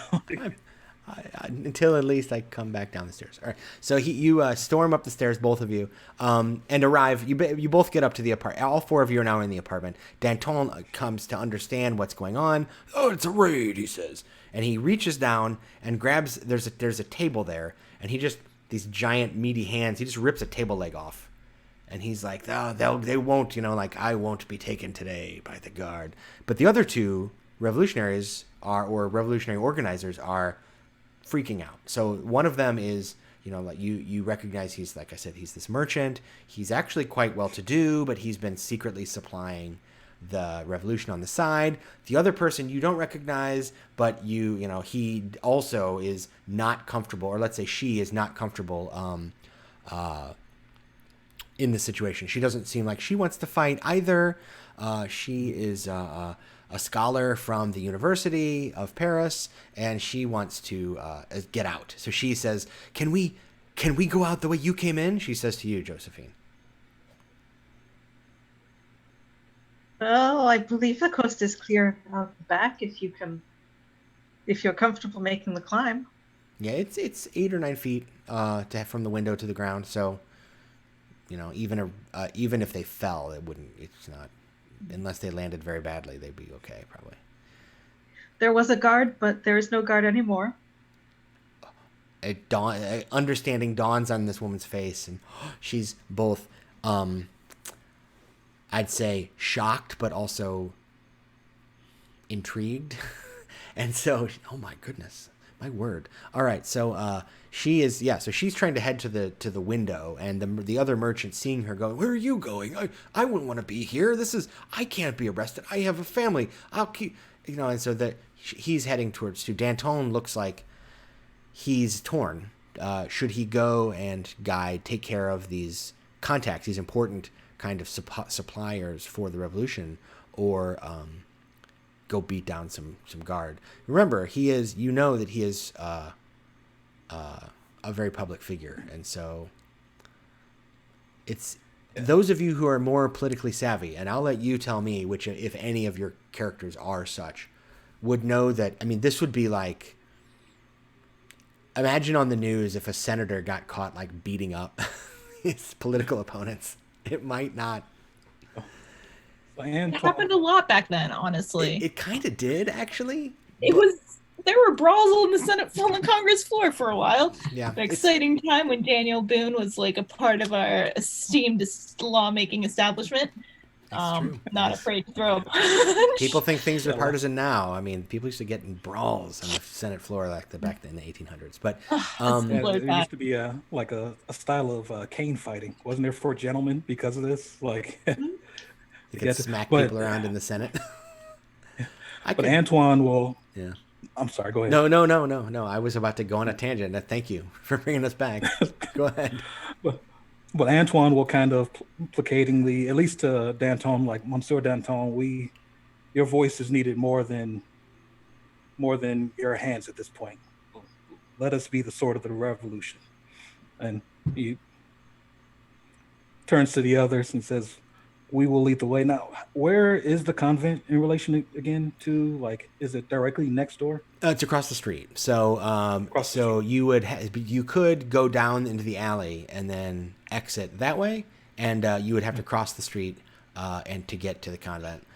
You could also go down out the front door as well. Those are the two kind of routes out of here, unless you wanted to do something more exotic, like climb up onto the roof from the window. You could do that. You could go down the alley and not go back out to the front towards the convent. You could go the other way down the alley, which would allow you to just escape the area. That you'd leave the neighborhood, basically, head towards the Seine. So he'll recommend the way that will basically allow the most cover for Danton and the co-conspirators, and will say, for the most part, let us, if there's going to be blows, let us exchange them. And then you try and get to the sisters of, whatever, and they will shield you. All right. So Danton claps you on the shoulder, and this hearty hand, and yes, very, very well, brother. Just be strong. We'll need you and all of you for the months to come.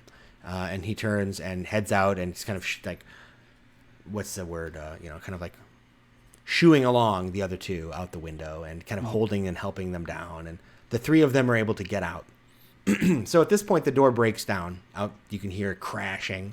Now the rest of you four are here, or you can decide how would you like to extricate yourselves? It looks like Danton and the revolutionaries, success, they've gotten out. Now, do you want to go fight your way out? Do you want to follow suit? Because you could slip the way out and leave the way they did as well.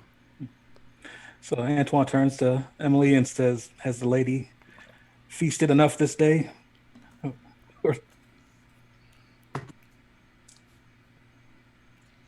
I think ooh, good question. I think Emily would drop both her pistols and just be like, while there are still peasants hungry, I will not stop. Viva la revolution. All right. I agree. I think they have a better chance of getting away if we stall the pursuers. Okay, be logical about it. Fine. Damn. So and Antoine said, "Yeah, go ahead." He nods and he says, "We will hold for as long as necessary, and then we must make a way ourselves." All right. We should be pretty good at creating barricades, right? There's a lot of furniture around. Yes. So, all right, so we're not going to do more initiative and fights right now, but so I would like you to narrate what it looks like. So it just so happens that they were expecting reinforcements after they made several of their guards made what should have been a straightforward arrest and then joined the raid, but something happened and they didn't show. So there's only about 5 or 6 guards here, and one of them's already been eliminated. So with all the chaos going on down there, I mean, don't forget, when you did all of that, you also trapped a cafe full of people that now want to get out. So like these people guards are trying to push through all these people who are trying to push out. It's chaos. So you can tell me what it looks like when, I think it might be Emily who goes down first based on the eagerness I heard there. It's a crowd of people, but there's guards pushing their way through. And I'd say by the time you get to the top of the stairs, the two guards that were first there have finally gotten through and are at the bottom of the stairs looking up at you. You can see like kind of through the railing of the stair that there's 2 more guards. Let's say there's 4 total. There were 5, but one's eliminated. But they're still fighting their way through the crowd. So there's 2 right at the bottom of the stairs. What do you do? What does Amelie do? Is there like a large chandelier, possibly? Of course. Crystal. Yeah. I think that she has both of her guns out, and she looks very, very good. Yeah. She looks very good. I'm gonna show the folks at home a picture. We've got the art here. Go ahead. She just looks like good. So she's got her guns out, and she is going to shoot at one of the guards, but she's also going to shoot at the chandelier at the same time. So it's just like a one up, one down situation kind of thing. Yeah. Where the intent is not necessarily to bring the chandelier down, but it's definitely to like cause a distraction and maybe like glass, and they fall and cut themselves. And bleed out on the floor of the oppressed class. Who knows? It could happen. So, all right. So one pistol out, down, one pistol up. Yep. The 2 reports simultaneously.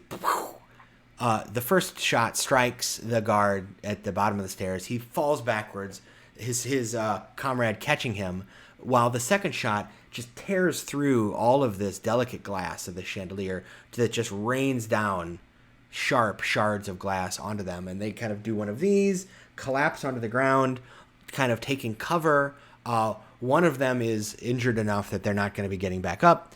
The other, who did not get shot but did just get half of a glass chandelier dropped on them, is badly injured. Josephine, you come around the corner and you see Emily has brought the justice of the revolution to two more guardsmen. What would you like to do? And feel free to describe.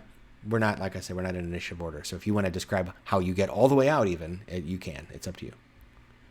So there are two more guards? Yeah, so there's the two at the bottom, one of which is still active, but currently kind of on the ground. And then there's two more that are pushing through the crowd currently that are kind of going to arrive shortly. Or you could do something in that situation. It's imagine a cafe, a crowded, narrow cafe with a bunch of furniture that's been knocked over and people milling about. This cafe sounds exactly like my favorite cafe in Manhattan, and I'm just picturing all of this happening there, and at the same time really, really wanting to go there. Yeah. No, I think I will help hasten one of those guards toward their end. All right. And in the chaos, it shouldn't be too difficult to... I'll go with the dagger, since the rapier takes up so much more floor space. Keep it small and tight, and just come up behind the guard and right between the ribs with poison. So are you going with the one that's on the ground, or are you leaving him to your fellows and going for one in the crowd so that you kind of like slip into the crowd? I'm going for one in the crowd. Yeah, all right. So there's this guard. He's in his guardsman's coat, and he's trying to push his way through, and he's shouting. He's got his saber up in the air, and he's kind of like menacing it, hoping that people will get out of the way, but there's really not anywhere for them to go, and you're able to slip around without this guardsman even noticing, and you just slide the dagger in. No one even sees it, right? Just for some reason, the guard stumbles, right? It's a crowd. There's lots of things going on, and then he just disappears from sight, and that's the last of him. Pierre and Antoine, Josephine and Emily seem to have engaged the enemy. Let's hear from Pierre. What would you like to do? Things that are important to Pierre are bar fights. So he has to throw somebody through the front windows of this cafe. Yes. Big time. So he's just going to try to jump out, jump down the stairs, find the nearest guard, and just throw him out the window. And then just come out strutting like, into the street. So is it just the nearest anybody or the nearest guardsman? I wish Pierre was that, able to distinguish while he's kind of in the middle of just raging around. But hopefully he gets a guard. Right. If there are no guards nearby, it's unfortunately an innocent bystander. All right, well, somebody goes flying out the window. Probably it would be the guardsman who's standing up from the ground, holding a weapon and shouting. So you grab this person, and with a hefty push, they fly backwards, hitting the plate glass, and it just explodes. No safety glass in 1789, folks. This person flies through through the window out onto the street, and is that's all. He's done for the day. And you jump out of the window, and there's a few civilians that have been kind of like, what's going on in the cafe? That when this happens, and they kind of run. You clear the street with this explosion of glass and violence. Antoine, there's one guard left that's in the crowd. He's right in the thick of it. You can't see what happened to the other guard. He seems to have disappeared. You think maybe you notice that Josephine disappeared right around the same time, so you think it's taken care of. Pierre seems to have taken care of the other one that Emily nearly killed with a chandelier. There's one left. What would you like to do? So I imagine that Antoine had gone through this plan before with everyone about, a disengaging action. He had taken a piece of furniture and his hand axe, and he was about to hatchet it to make sort of a nice barricade. And, he's humming to himself the song of the revolution as he's about to go through this. And then he just hears everyone out the door, down the stairs, pistols firing. And he just sort of drops his head and sighs to himself and then walks out behind this wave of, revolution that has swept through this tavern. And he takes his time picking his way down the stairs, over the glass to the last guardsman, and he basically holds them at sword point, depending on whatever the guardsman's doing. And, Pierre's still raging outside. The Emily has basically the area covered. She's reloading her pistols. Josephine has become the knight. She's out there somewhere. And he's like, so, are you for the people? So fantastic. So the glass broken, this giant window, it's like an 8-foot wide window, is 6 foot tall, is just broken. People are climbing out of it. The doors are now open, so people are finally clearing out, right? And it's just you, as people finally get out of the way of the drawn weapons, and you've got your blade up to this guy's chest, and he drops his saber, and it clatters to the ground, and he says, "Vive la Revolution." Right? As he kind of backs away in surrender. It's literally the scene from The Warriors where the guy is just like, "Can you dig it?" Come out and play. Exactly what I'm picturing is just Pierre going up and being like, "Can you dig it?"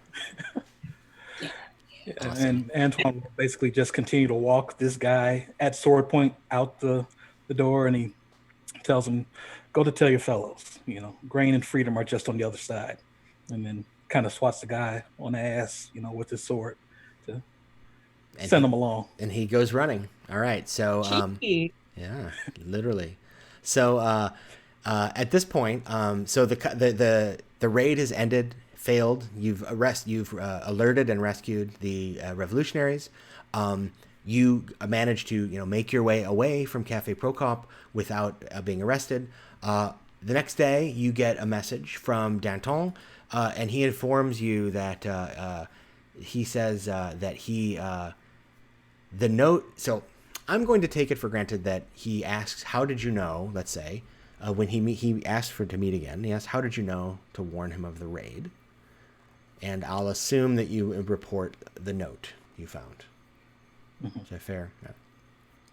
So when he hears about this, and he hears specifically the line that the informant is not going to be present, he says, "Well, I have a hunch about who might be the informant, but before I confirm, I don't know, but I know someone who does. But he hates me. So I'm going to ask you, since you did such a great job saving me, and I owe you for that," he says, "I will ask you to approach this man and ask him to confirm or deny whether a man named Matignon is a royalist or a man of the people. He'll know what I mean. He'll know why I'm asking.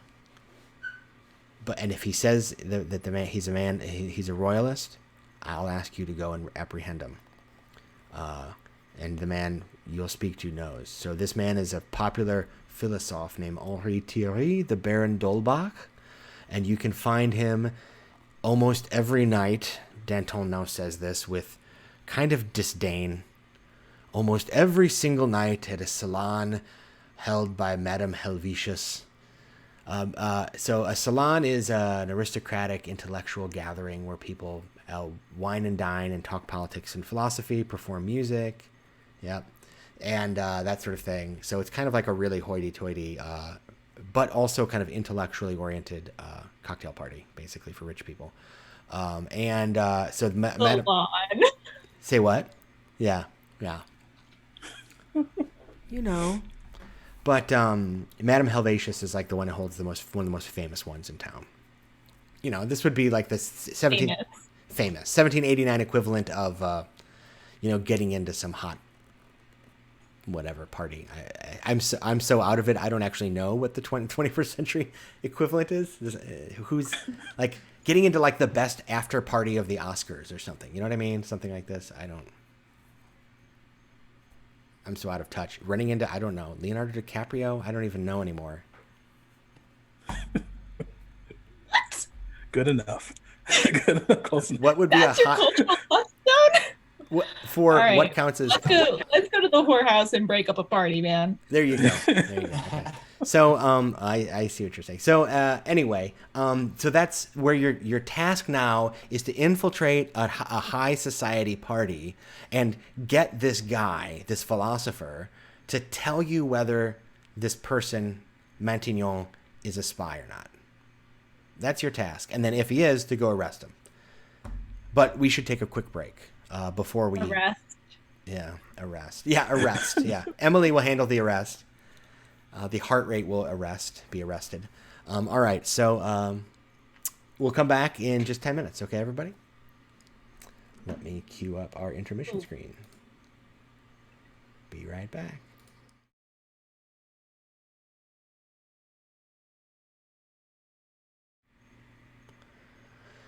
Hello, everyone. We're back. This is Sigil Spotlight. We are playing a game titled, the adventure is actually titled The Traitor by Eugene Marshall. That's me. It is set in the French Revolution, or just before. So it's the spring of 1789 in Paris, France. And we're playing a 5th edition Dungeons & Dragons version of this setting that I've created. It is already out from Sigil Entertainment. For Savage Worlds in Savage Sign 1, and coming sometime later this year to 5th edition Dungeons & Dragons from Sigil Entertainment as well. So be sure to check that out. And if you do really love the setting, we're running a Savage Worlds adventure in the same setting, different adventure, on I think next Tuesday, like 10 days from now, for a different group here on this channel. But here's what we've had happen so far. So far, our intrepid revolutionaries, which include the 4 individuals I will ask to introduce their characters in a moment, have been on their way to a meeting with Georges Danton, the one of the revolutionary leaders, and they were accosted by guardsmen, Garde de Paris, who seemed to know where they were going and tried to arrest them. They fought them off. Well, not just off, killed them all. And Emily was very clear about that, and discovered that they had been tipped off, that someone on the inside had been an informant. And so they rushed to the meeting with Danton to alert him and his fellow revolutionaries that there was a guard raid imminent. And indeed, it occurred shortly after they arrived, and they managed to disrupt it. Danton and the other revolutionary organizers escaped, and our intrepid heroes fought their way out and survived to fight for justice and the common people another day. Danton got back in touch with them, and learning that there had been this tip-off, knew that he didn't know exactly who the informant was, but he knew who would know. He said that the intrepid adventurers are to travel to a salon, an aristocratic party of, let's say, free thinkers and libertines, being held at Madame Helvetius's Paris apartments in the front room, the salonière or salon of this place, and where there would be, music and people talking about politics and philosophy, but also perhaps some rather free morals being exhibited, and because these are like one of the hotbeds of revolutionary sentiment in these sorts of places. And so they're supposed to go to this and find this guy Henri Thierry, the Baron d'Holbach, who is a famous libertine himself, actually. He's one of these people that, because of his aristocratic station, can get away with saying things like, "We all know God doesn't exist and the king is an idiot," right? Which is exactly the kinds of things he was saying.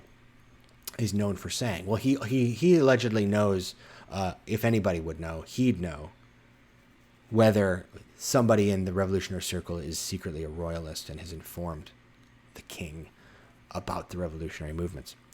So the heroes are tasked with going to a fancy party and finding out, right? Trying to pry this information out of a famous, rather blowhard of a philosopher. However they choose to do that. So let's go ahead and meet our adventurers once again. Let's hear from Pierre. just introduce your character. You can introduce yourself briefly again, but this is the short version. So. I'm Tyler Clark. I use he, him pronouns. Artist illustrator. Working for a variety of companies, Sigil Catus among them. But I'm playing Pierre, and he is. I consider him a pretty simple guy. So he mostly likes fighting and drinking. That works. Yeah. How about Emily? I play Emily. My name is Linda. I use they, them pronouns. Emily is a bloodthirsty revolutionary of the people. No quarter asked or given. And we have definitely seen that so far this evening. What about Antoine? Hi, I'm Cliff Moore. I'm playing Antoine de Pauline, a former officer in the French army who is, joined the army for the people, defends the people and does his best to navigate this revolution, by saving as many people as possible. All right, that's Antoine. And then that last but not least, we have Josephine. My name's Gabrielle Harboe, she, her pronouns. I'm playing Josephine Fournier, who is a rogue poisoner and also an excellent cook. You're totally safe eating her food. And she believes in personal freedom and is fighting for the liberty of all. Fantastic. So that is our art group. So you travel across town. It is now evening of the following day. And you arrive at these, you're at near the kind of central kind of, I wrote the neighborhood down, but let's just say a very wealthy, very kind of high society, quite fashionable neighborhood where Madame Helvetius has her apartments. So you arrive at this and you kind of head up the stairs to the upstairs apartments, and you arrive in these beautifully appointed places. So if you are the kind of person that hasn't necessarily had much experience in the Marais neighborhood, which was quite fashionable at the time, if you haven't moved in aristocratic circles, it's a bit of a shock, really, especially given the neighborhoods you've been spending a lot of your time in lately. There's poverty and starvation. Here you're surrounded by, just here's a picture of what it might look like walking into one of the more quiet and subdued rooms, right? Whoops. So that should have popped up on your screen. So this is what, these places look like. As you approach this salon, right, you hear the sound of laughter, loud conversation, the clinking of glasses, the music of a string quartet playing but Mozart, and general sounds of revelry. Sometimes they flare up as though, with laughter and ribald jokes and dancing, but in other times they're more subdued as well. And they, fill the many front rooms of this very expansive apartment. And as you can see, beautifully appointed, almost, ostentatiously so. And everyone is in their fineries as well, and for those of you who spend much time in these circles, you actually need like somebody else to help you get dressed for these events, because there's 7 or 8 pieces you have to put on. Women in particular generally will spend, if they choose to dress in the kind of traditional haute couture sort of fineries, it takes 15 or 20 minutes to just put their clothes on. It's quite that's right. It's quite a display. So you arrive, everyone, the men in powdered wigs, some of the women as well. Many of them have the hats, the long dresses, the massive petticoats, etc., gloves, shoes, and so on. And yes, all of the men in the short culotte style pants that only the wealthy can afford, which is why the impoverished, like poor Pierre here, are sometimes referred to as the sans culotte, to those who can't afford fancy pants. Are the poor. I understand now. So tell me, how is it that each of your characters arrive looking, behaving at this event? Let's go ahead and start with Pierre. Well, I'm guessing I'm not wearing culottes then, but Pierre has a pretty bad reputation around town, so I think he can get away with just wearing, pretty normal stuff and just being his shocking self because that's what people expect. But yeah, if we're all arriving individually, Pierre just kind of like, he was hanging at a local bar and he just crossed the street and came over, So you leave a public house down the street and swagger in. And of course, conversation in that little area hushes, people turn, there's whispering going on, someone laughs, someone slaps you on the shoulder, a drunken man stumbles towards you and offers you a glass of expensive wine, and then the party just chug continues. it, yeah. So what about, how is Josephine entering the party? So Josephine is dressed to the nines, but not in the fashion of the time exactly. More in the men's fashion of the time, with the culottes and the long jacket, which hides many weapons, and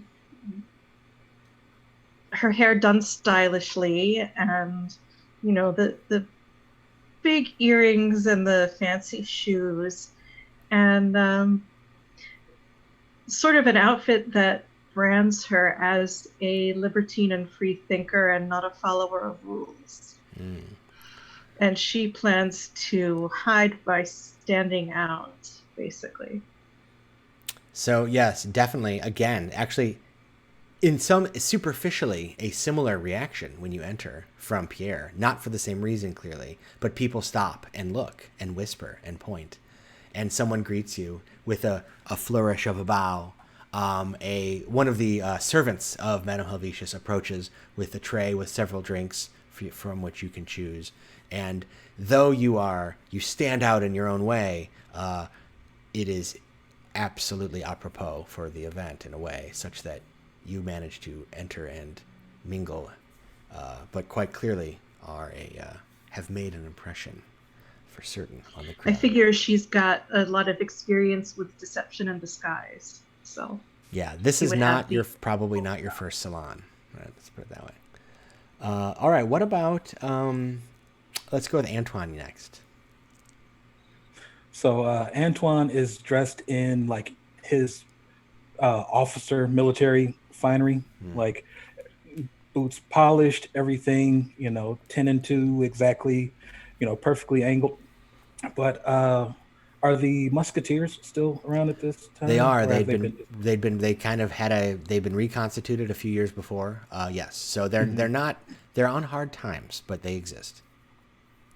So he has a, kind of in contrast to his very clean and very polished uniform, the armor, the whole nine, he has a musketeer cloak that looks like it may have been from a generation from before, perhaps from his father or a relative of some sort, and kind of making this statement as well that, again, people look.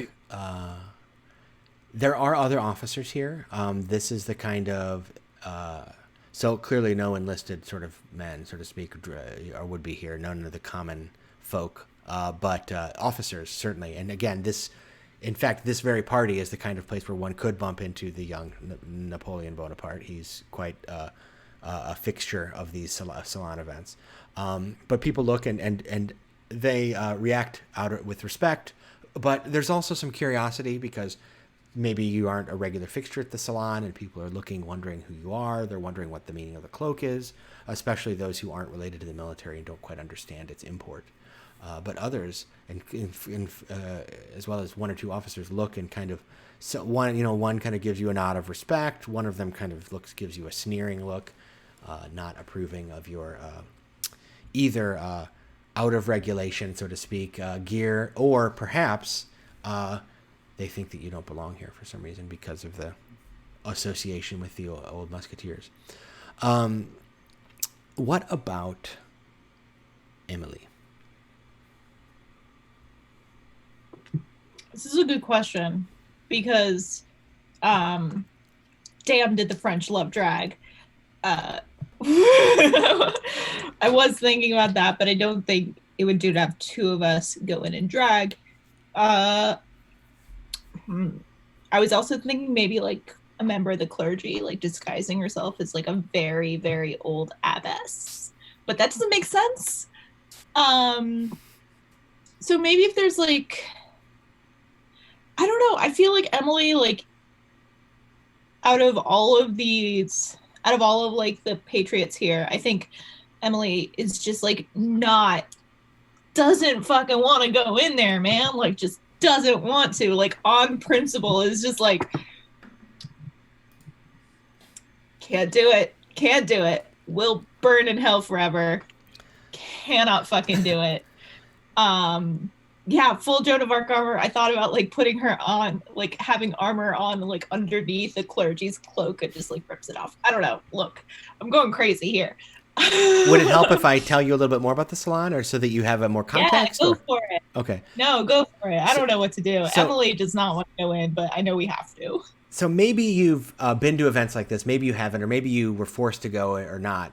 But you would have heard, regardless, that these salons are unusual places because they are, on the one hand, really aristocratic things, right? These are the wealthy, these are the well-to-do, these are the people that have titles very often associated with their names, or some sort of, if they're not officially landed gentry, they are well-to-do. However, they're also, in a lot of ways, the number one hotbed supporters of some of the revolutionary principles. So, like, you know that the Marquis de Condorcet, for example, his wife is one of the other major hostesses of these events, and the Marquis is one of the premier advocates for revolutionary change, arguing for equality of men, women, people of color, and across the board. And so, as you know, Olympe de Gouges is another one of these people that was kind of well-to-do, that moves around. She's a playwright and activist, feminist activist. She would have been at events like this. And these are the people that were the voice of the revolution. They weren't fighting, but they were writing. So there probably are some kindred spirits at events like this, though Madame Helvetius's is a little less political, a little more aristocratic and kind of see and be seen, but still, even the very individual you're supposed to be searching for is known to be a anti-royalist. So you might have some kindred spirits in there, though probably not many of them enact their values in the way that Emily does. Yeah, I think that's kind of her thinking, is like, there cannot be a true revolution while like members of the oppressive class like maintain a symbol like above the street. Whew, all right, gonna reel this in real quick. Can't get into these politics right now. Can't do it. Can you tell I'm a leftist? So this is what this is all about, right? Yeah, but I think that it's very much in the same vein as like, if you're not on the streets rioting, like fuck you. Sorry if I'm not allowed to curse on stream. But I think she would sort of sneak around. I think that she's looking for like a servant's entrance, maybe. Like, she does not want to be seen like going in the front. She doesn't want to be seen like, even, she's like still just sort of dressed in her like normal, pretty like peasant-y clothes. Like, maybe there's like a red sash or something, but like in general, like very nondescript, lots of layers, hides all her weapons. Right. So there actually is an army of servants at these events, and they're invisible. Perfect. Right? Perfect. In fact, the easiest way to move through these would be to dress as a servant, because most of the aristocracy and those who wanted to be close to them have trained themselves not to see these servants, right? And, you know, in fact, there's even that's actually the benefit. Yeah, I know.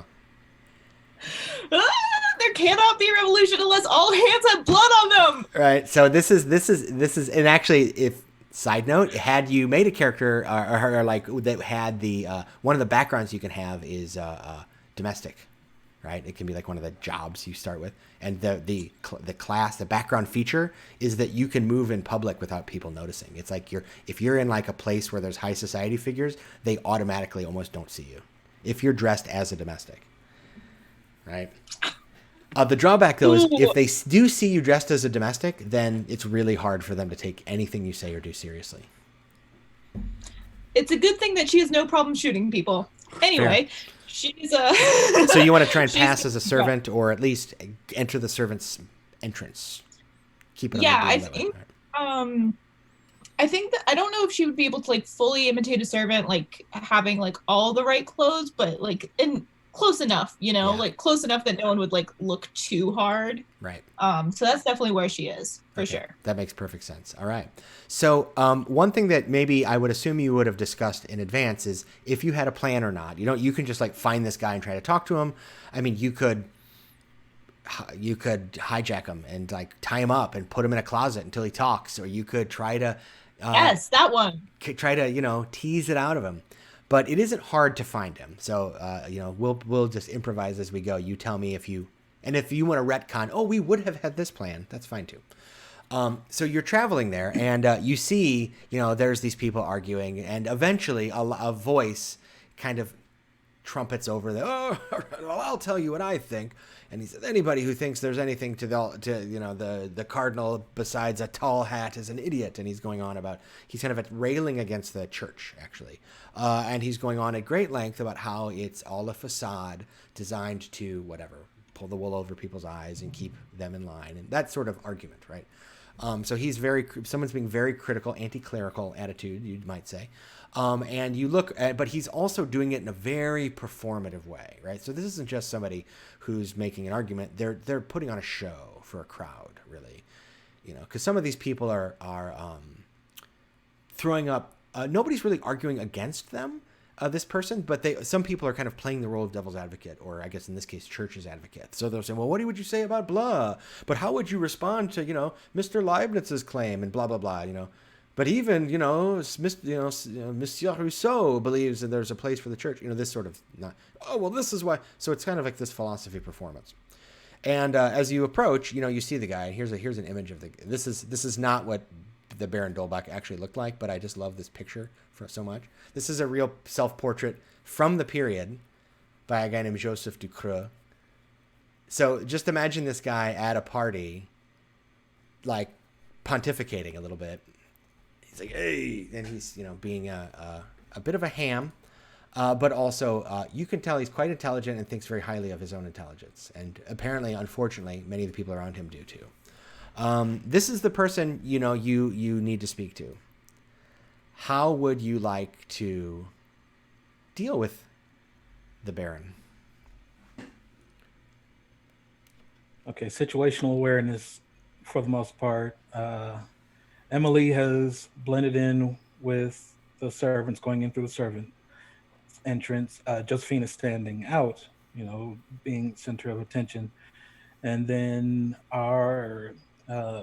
myself or Antoine and Pierre, are we sort of serving as like escorts, like attendants of Josephine? Do we want to go that route, or are we together, or is Pierre just hitting the bar, blending in?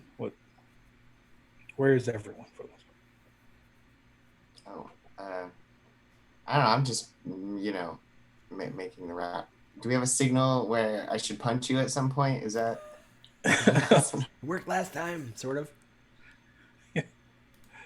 That's further down the list. I think at some point Antoine is taking like 4 like flutes of champagne or whatever's being served and like hands 2 to Pierre, and one for himself, one for Josephine.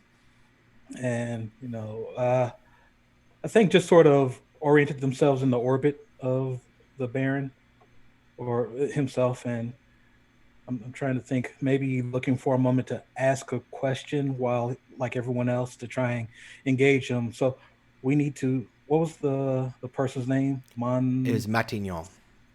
Montignon. Okay. Marcel Matignon is the name that Danton speculated might be the victor, the informant. I see. So I'm thinking that we find a way to get the Baron to talk about Marcel Montignon. Throw a question out there. Like, what do you think of Montignon? Or I heard something outlandish. Let's say something. So to that effect. yeah, let's say that the Baron Henri here delivers his he's delivered his kind of oration, if you will, and people kind of ooh and ah a little bit over his rhetorical flourish, and he then does a bit of a bow, and he turns and he gets a drink and he downs it and kind of tosses it to the side. A glass breaks against the wall. This is kind of he's this kind of free spirit. He doesn't care about the rules or whatever, and he turns and he, that. Yeah, he's gonna clean that up. It's fine. I don't have to clean that. It's fine. It's cool. He has no compunction, and he turns and then there you are. He's now faced with Josephine, Pierre, and Antoine, and Emily is nearby.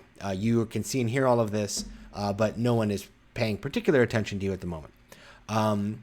You do know that, I mean, many of the things that he was talking about and that the others in the crowd, as you've heard, they are critical of the crown, critical of the church. They're quite, friendly to the revolutionary ideals while they sip their super expensive champagnes, right? So this is one of the kind of dilemmas of the revolution in a way. But so he turns and he's like, he looks at Pierre and he's kind of crinkles up his nose like, oh, one of the common folk, I see. And he turns to the soldier, in Antoine, and kind of does like a phony salute, and then turns to Josephine and says, "My dear, we must speak." And then he tries to like usher you to the side. "Let me get you another drink. You don't want that one. I know where the madam keeps the good stuff. This way." And he's trying to usher you into a side room the lights are dim, and you get the glimpse of unclothed bodies in there.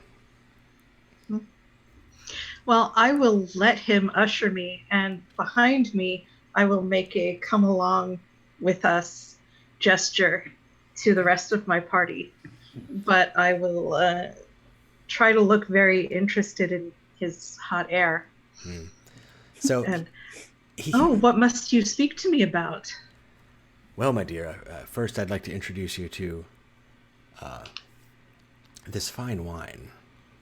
It is, I know the vineyard, it's myself personally, it's from the Alsace region where I am from, and it is the most fine wine you will ever have in your life.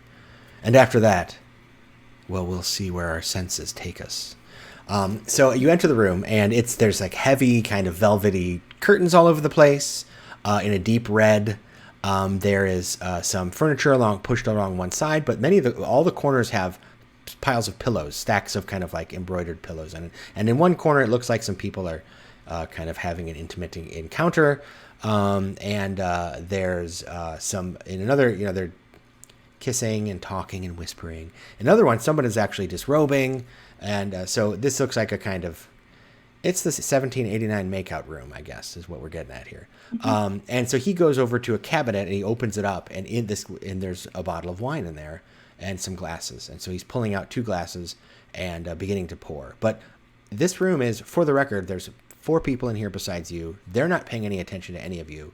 You are now a distance away from the noise and light of the party. You are Josephine is keeping the Baron occupied. What are the rest of you doing? Are you sneaking in? She gave you the signal to follow. We sneak in. Yeah. So how about Emily? Let's hear from you first this time. I think Emily would actually she would definitely follow. She's, I think, very protective of Josephine, just because she's protective of all of her revolutionary friends who are willing to get their hands dirty, good patriots, actual anti-bourgeoisie anarchists. Anyway, but I think that she would actually look to Pierre and Anton and sort of make a little shake of her head, just don't follow us. It'll be easier if it's just Josephine and I. And I think that she's trying to convey I can handle this. I can handle this. There are other people here. Do what you got to do. You know, like if shit goes down, I think that they would know that she would call for help. So yeah, that's what she's doing. She's going in, giving her two other compatriots so sort of like a little shake of the head, and like definitely like sneaking along the sort of like outer curtains, kind of just like keeping one eye on Josephine, but also like staying a little out of sight. Yeah, it's easy for you given the way you've presented yourself in this, and in particular in this place, there's dim light, and everyone is like intentionally trying not to like look at other people besides the people they're with. So no one's paying attention to you. You could walk in much more ostentatious way and probably not be noticed. So Pierre and Antoine, it looks like Emily is kind of giving you a signal to wait a moment. I mean, how would you like to react to that? I mean, Pierre's good at recognizing when other people have a situation in hand. So I think he would feel a little out of place going into that dark room. And also he's doing a bad job of like moderating his drinking. He's not great about that.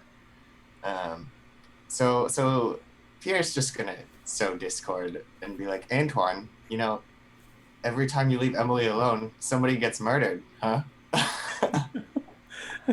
And then he just goes back to drinking. Not every time. That's true. There was that just one for the time. revolution. Yeah, there was that one time it didn't There's happen. been like 2 or 3 times, but they all deserved it, so there's no problem, right? But they were all bad. That's right. Antoine, good. how do you respond to this? Antoine nods along, and he's basically, as Pierre's been, downing drinks, he's been kind of fluidly grabbing more from servants and passing them along. Like, he's had to attend a number of these parties before as an officer, so he understands, even though he himself is out of his depth. And, he responds to Pierre and he says, the seeds of revolution are sown by many hands. It's understandable, even though wide and varied forest. Yes.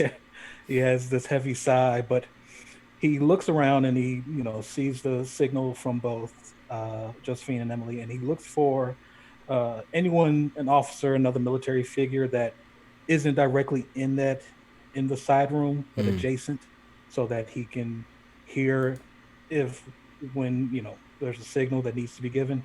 And he finds another officer and goes to engage them in military talk, because old soldiers like to talk about old wars all the time. And, being a young officer, everyone wants to. Back in my day, before black powder truly existed or anything of that sort, and he just resolves himself to absorb as much talk about old wars and conflicts as is required. So you are kind of loitering near the entrance, and you're looking for some interlocutor to kind of, so you can kind of keep an eye on the door but be engaged in conversation. And it's not hard to find, right? Especially when there are several senior officers that are there in part because of their station, as they call it, noblesse d'épée, which is like the nobility of the sword. So those people are not actually aristocrats by birth. They have gained a kind of aristocratic representation through their military service. And so but they're all usually older generals, and most of the actually blue blood aristocrats don't really want to hang out with them much. They're invited, but nobody talks to them, because who wants to hear stories about old battles unless you yourself are a soldier? So there's several of them standing over to the side. They look uninterested. So they're class traitors. Yeah, that's the gist of it. Yeah, Got it. Yeah, cool. Yes, they are. There's two kinds. There's them, and then there's the noblesse de robe, which are the ones that are lowborn, but get into a bureaucratic position where they're like clerks, and then that also buys them cachet to come to parties like this. So a few of the people are that sort of person too. But there's also foreign dignitaries. So you find a soldier that's speaking to a foreigner, right? Now the foreigner happens to be able to speak, if it isn't clear, all of this is happening in French, because this is in Paris, 1789. I didn't think that you would want me to try to run it in French. I can, je peux parler français un peu, but not enough to do this for real. So But this guy's speaking in French to this foreigner who's speaking in bad French, right? Bad French with it sounds like one of those awful Americans, right? And they're talking about politics, actually. So the guy is the general, or the kind of colonel, probably by his markings, is asking the person actually to tell him about the American Revolution that had just completed a decade before, and or less, actually. It really had ended, 6 or 7 years ago. And the guy turns, the American turns, he's younger, maybe your age, maybe, and he turns and he says, in French, he says something like, I was just telling the colonel here about the story I'd heard about Valley Forge and how General Washington, blah, blah, blah, blah, blah, that sort of thing. And says, let me introduce myself. My name is Thomas Paine. I'm an American visiting to learn, that sort of thing. So he introduces himself as a kind of American writer and man of letters. And so you're able to talk to the American a little bit about the American Revolutionary battles, and this French colonel is chiming in a little bit about the ways in which he's been, involved with Lafayette, right? So, because he apparently, this colonel you're with, served with Lafayette at the Battle of Rhode Island or something like this, right? And so the French, because if you didn't know, the French did fight on the side of the revolutionaries in America. So they have this in common. And you're able to keep an eye on the door, and also on Pierre, who has found the servant most directly responsible for bringing new drinks. And so they've become friends. Meanwhile, you can't see Emily anymore, but she's in there somewhere, and you can see the very dim silhouette of Josephine and the Baron. So let's go back inside of the room when the Baron is now offering you drinks and is basically like, so tell me, what did you think? I mean, do you think that what the rabble says is really true? Do you think that the king and queen ought to be imprisoned in Bastille? So I take the drink and I pretend to drink from it, but I'm a poisoner. I'm not going to drink something with unknown provenance here. Wise. And then I put it aside as if, it's much more important to me to focus on this amazing person in front of me. And I put my hand on his chest and sort of push him back against the wall and say, I have this burning question for you. He says, yes, I have something burning for you as well, but you go first. So it's in my nature to be theatrical about this sort of thing. It's on the character sheet. So I'm going to take my dagger and I'm just going to press the hilt of it against his stomach. Not the blade, just the hilt. And I'm going to say, would you call Matignon a royalist? Okay. Would you describe what you're doing as intimidation or seduction or a combo? Yes. Okay. So pick your... I'm confusing him. Yes, absolutely. So pick whatever charisma skill you'd like to roll with advantage, whether that be persuasion or intimidation or deception. This is clearly a charisma move, and well played, so have some advantage to that. Let's persuade. All right. Excellent. So just for fun, go ahead and roll it again because you have advantage, just to see how high the number can go. 19's plenty. Another 19. All right, you double down on 19. 19 is exactly what it wants to be. You should hold at 19 for sure. So, yeah. So it's dark. So let him wonder if I'm armed or if I'm not really female, because that's the throwing him off guard that I'm going for here. That's right. So yeah. So he had assumed that you were just cross-dressing woman, but now he's not certain, and he's I believe the term is scaroused. So he's I like that word. He's not sure, right, what to think about this. So he's totally caught off guard, right? Because he was thinking you were going to talk about you were going to whisper sweet nothings, or you were going to talk about his whatever kind of His dashing personality. yeah, or even that, or even the like political, like little provocative statement he just made about the monarchy. But no, you go in a completely different direction. Marcel Matignon, royalist, of course, sir, of course. I wouldn't trust him with the. Well, I certainly wouldn't trust him. Is all I've got to say. Why? What is this all about? Who? And he's entirely flummoxed. He is at your disposal. I mean, what would you like to do next? Yo, can Emily come up and like hold her knife to him too? Absolutely. Like, yes. You can come up and ask him if he's sure, if he wants to change his answer. Ooh, I love it. Yeah, I love this like double team of Josephine and Emily just being like, and fuck you. Yeah, so Emily's gonna sneak up behind him and sort of Fuck like you and your wine. Yeah, your wine, yeah. That's right. Yeah, Emily's gonna sneak up behind him and sort of like draw her own knife and like hold it like right at his neck, like tilting it up a little bit, like right there. And just being like exactly what Gabrielle said, are you sure? So his eyes go big, and he's like, "Oh, yes, quite sure. He's an alchemist working at the Réveillon workshop. He works late. He probably is still there. Yeah, he talks revolution, but he's a royalist through and through. That Danton's a fool to trust him. But sounds like there's very little that separates the two of you. Oh, there couldn't be more that separates them. I'm quite transparent about my preferences. I want the king I want the crown and the church out.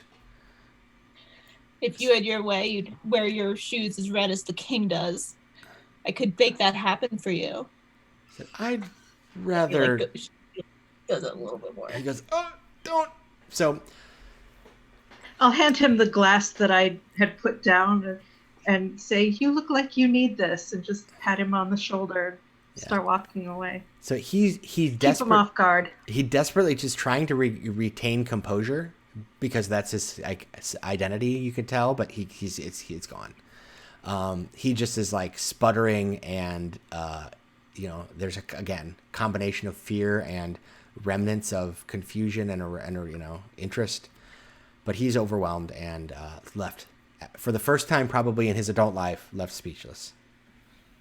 And does he seem honest? I mean, most people, when they're caught off guard, their instinct, you can tell if they're trying to lie.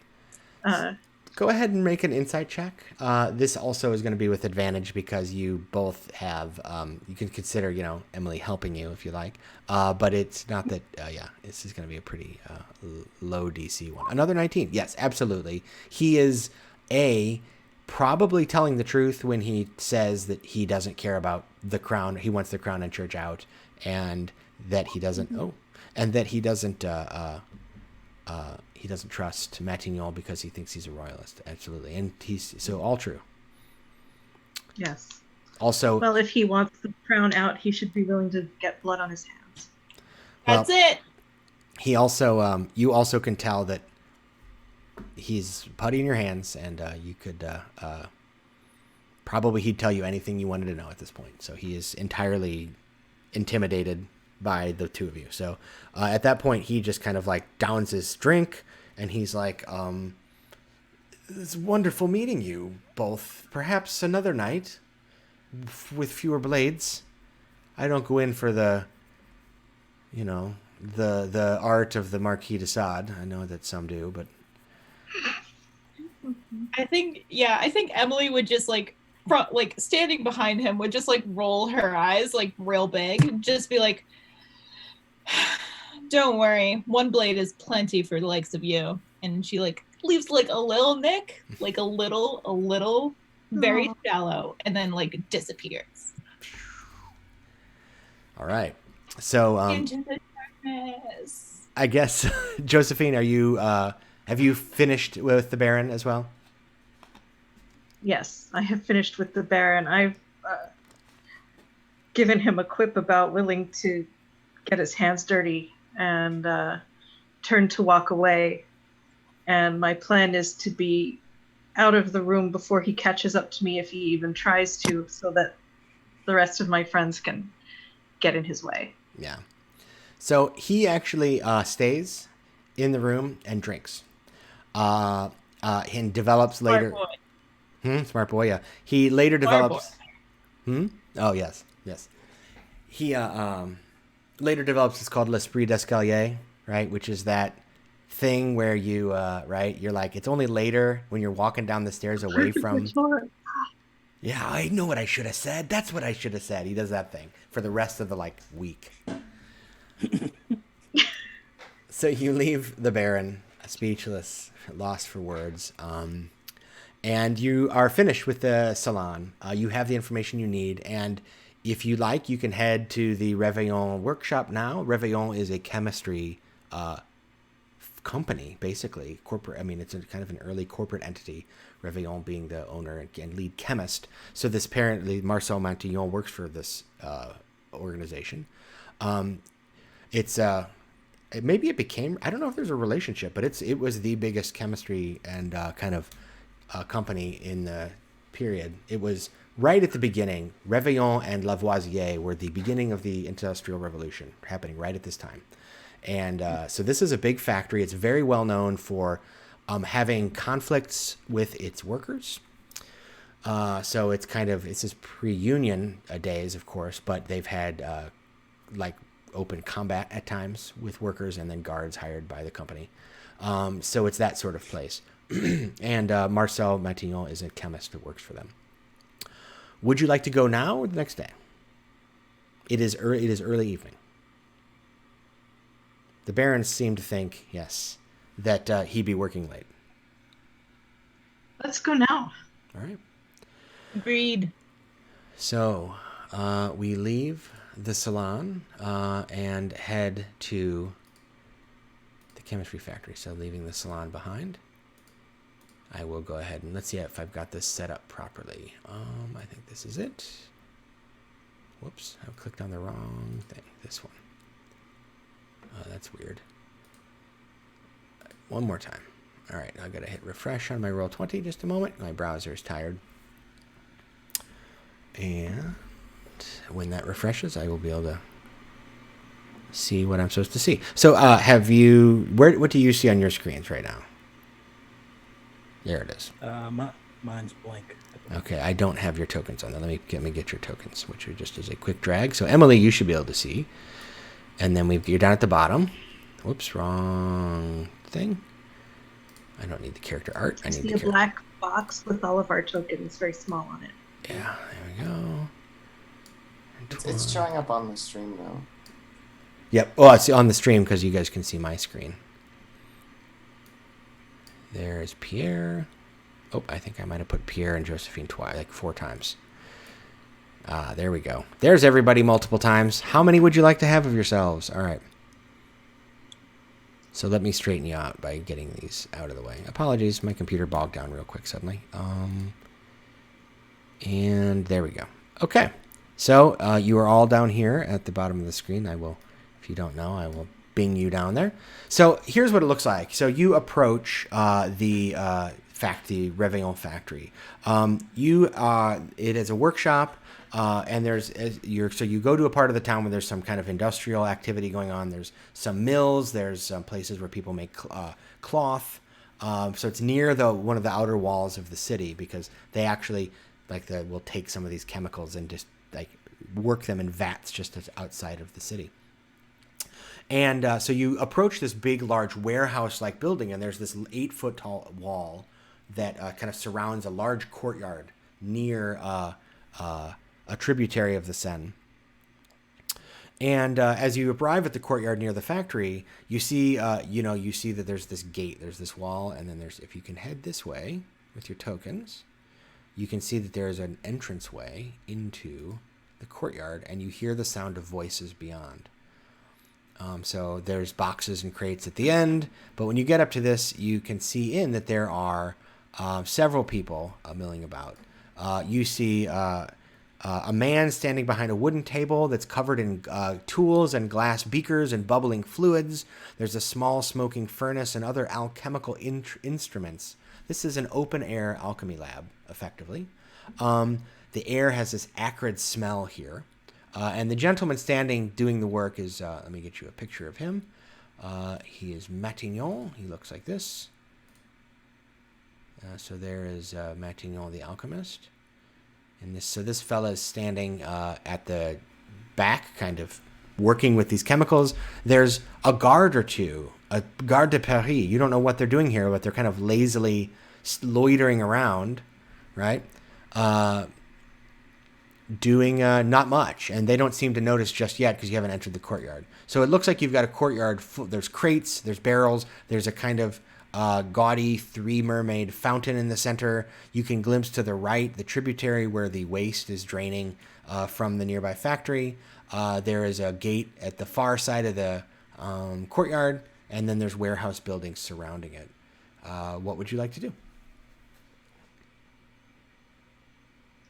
So when we were told to apprehend this man, can we agree now on what that means?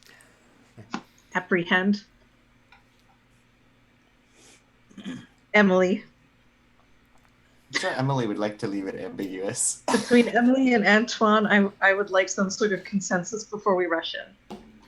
So, perhaps surprisingly, Antoine is more inciting with Emily on this one, in that you know, uncharacteristically, you see him very angry about this because this is not only a person that's against the revolution, he's betraying the revolution directly. So, you know.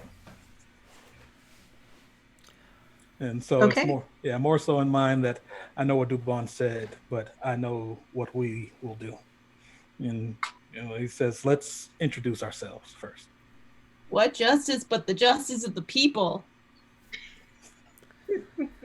Quite All so. right. So, I guess here's what we'll do. Everyone, let's go ahead and roll initiative. But everyone inside the courtyard is going to be surprised for the first round. They aren't. But apparently they must be expecting some trouble or other. Why would an alchemist have guards? Otherwise. Well, yes. DM, real quick. I'm sorry. Let me interrupt. I was going to recommend that we walk in. Oh, okay. To say that we have a message from, is it Dubon? Oh, Danton, the revolutionary leader. Danton. Okay, yeah. A message that we want to deliver to Matignon. All right. Do you guys want to do that? And then we bust out from there first. So. That's fine. I don't know if I'm still going. I can hear you. but Your video's frozen. Yeah, my computer is weirdly frozen too, so I can't roll initiative. Okay. Well, we're that. Yeah, it seems like the whole internet is freezing for just a moment because it's you know, all over the world.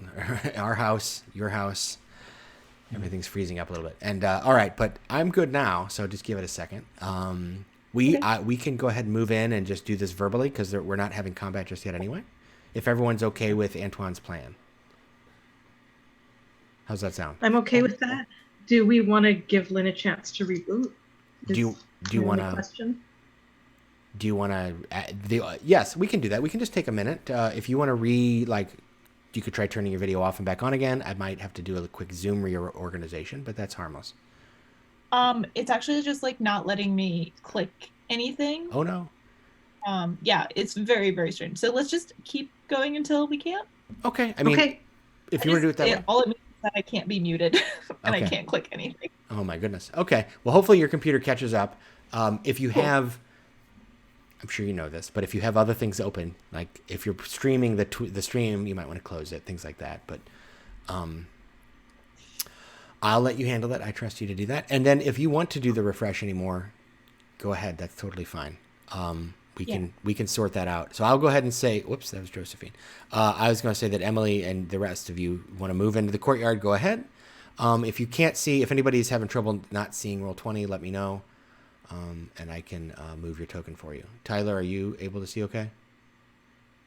I can't see the map, but I can just move it close to other people's tokens and stuff. Okay. And I can see the stream. Yeah, it might be that the image that I chose is a little high, is a little too high res, and so it's being taxing on some of your systems. So I'll apologize for that.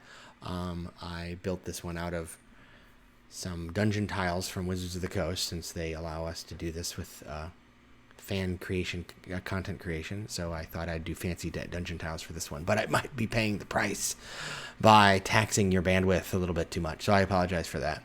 For those of you who can see it at home, though, hopefully you'll get to see a lovely stone courtyard with a fountain and all kinds of weird physical obstacles to navigate should you choose to have that sort of fight. But let's have a talk first.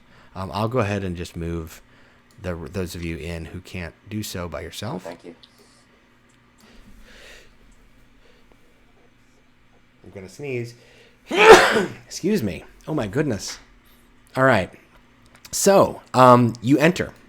Immediately upon entering, the Garde de Paris stand up, turn, become alarmed. Like, what? And so they start kind of like walking towards you. And so Matignon stops what he's doing and looks. And you'll notice he's kind of like looking around, perhaps a bit nervously. Tell me, Antoine, you said you were going to speak, so go ahead. And Antoine raises his hands pretty much placatingly, although he's fairly certain of how quickly he can draw his rapier if required. And he says, peace, stay your blades. And he locks eyes on Matignon. We came with a message from Danton. We wish to speak. He says, from Danton. And he looks to his left, right? And then from behind these crates over here, for those of you who can't see, there's a big stack of crates. A woman walks out, and you recognize her. It's the woman from the cafe. And when he sees that, he waves at her, hands still raised. He says, we simply want to deliver a message. And she says, yeah, go ahead. Nothing. Emily whispers to Josephine, like, in blood, and like a message in blood. Yeah. So this woman looks, steps out from behind the crates and is nodding and says, like, speaks in a not loud enough. I mean, you can hear what she's saying, but she's clearly talking to Matignon. She's like, see, I told you, right? You can't trust the revolutionaries. They come for you. It's good that you've, sided with us, that sort of talk. And then she draws a weapon. And she says, very well. So now she seems to be the one talking here. And she says, very well, what's the message? And he kind of shrugs and says, and so the seeds are, how do I want to say this exactly? The seeds of liberty are sown by many hands, but they drink from the blood of revolution. And nice. Sword drawn now. Pop it off. All right. So, so at this point, I would normally call for initiative, but I'm going to try something different just so that we can still have a little event here that might be a little easier on your computers because Roll20 is allows me to do this. So I'm going to quickly, I'm letting the people on the stream see behind the curtain here. I'm going to make this happen in lo-fi so that for those of you who have are having bandwidth issues because I put too fancy a map down, and that's my bad. We're going to do it a little simpler. So hopefully, in just a minute, you should be able to see a little better.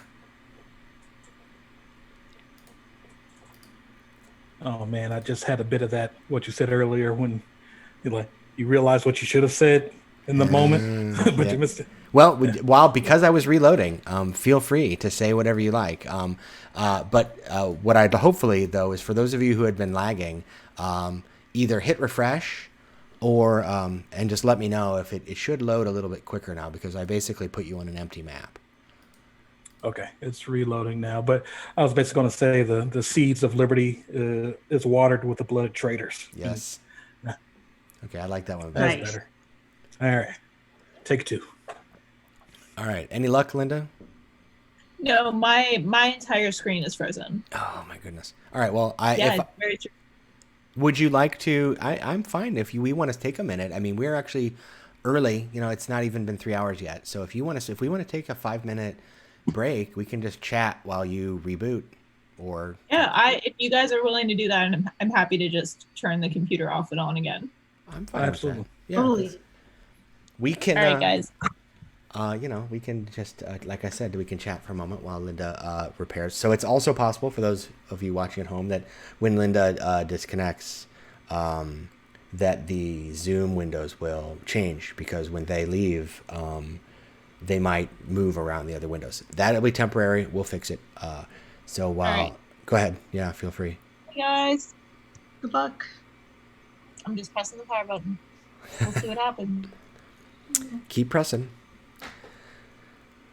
So, all right. The short version of what's happening here is that you've got Mantignon, a spy, and 2 guards that are facing off against you in this courtyard. This was a very crowded courtyard. I'll draw a couple simple obstacles, so I'm giving you the lo-fi version now. The rest of you, are you able to see everything clearly now? It should just be the blank map. Yeah. a blank map with Yes, the tokens on it, basically. Yes. Okay. Right, I see that as well. All right, so I will I will draw the obstacle. So if those of you watching at home, this is one of the things you can do in Roll20 here. So there's a box, and I'm going to, here's a fountain. All right, so just a moment. When Linda returns, then the screens will return to normal. And then there is over here is like a riverfront. And then there's a wall behind you.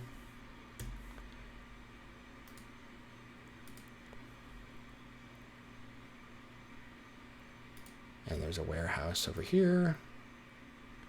And then there was a wall here with an opening in it. Something like that. So that's the kind of space in which you find yourself.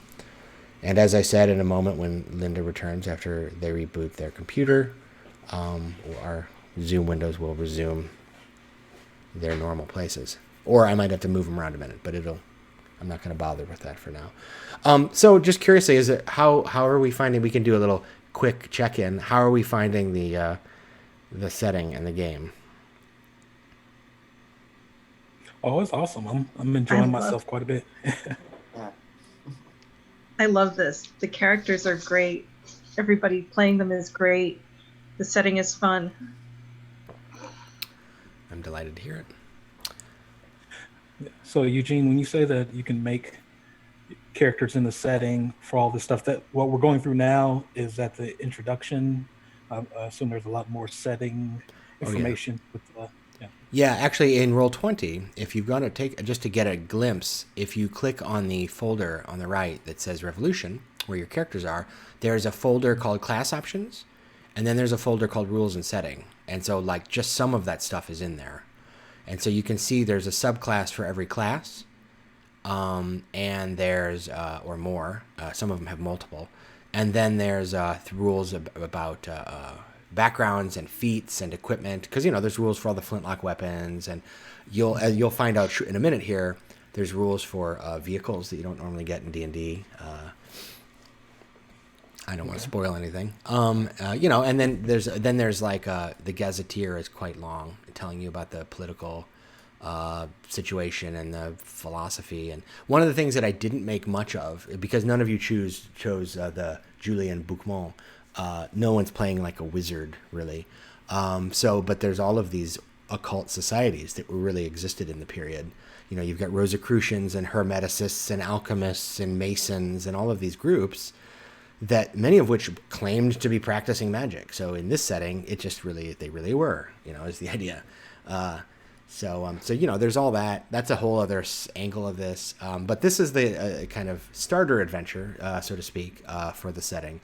And then there's 2 other adventures that are written that I've run. One is called Infiltrate the Bastille, in which you are tasked with springing the Marquis de Sade from the Bastille so that he can write anti-monarchist pamphlets for the revolutionary cause. And so you have to figure out how to get into the Bastille and get this guy out. And then the second one is called The Beast, and it is you are actually called away from Paris. So I wanted to do one adventure outside of Paris. and then you go and travel to another place. Hey, so Hey. Yay! We're back. so Oh, you're moving. I can see you now. And all the Zoom windows resume to their return to their rightful positions. And that only worked because you were the last. You were the person on the bottom of the Zoom window. So when you pop back in, it worked just fine. All right. So shall we resume our adventure? we should resume it. See what you did there. So so can everyone see? Oh, am I on the right layer? Yes, I should be. All right. So everyone should be able to see the map. Can you see the map, Linda? It's just a blank map with some tokens and some simple lines I drew, right? So this circle here is, whoops, I did not mean to draw that line. Boop. All right. This circle there is a fountain, and this is a box, is a pile of crates. Each of those are about 8 to 10 feet tall. So those are like big obstacles. Matignon and the Crown Spy are to the north of those. The Guard are to the south.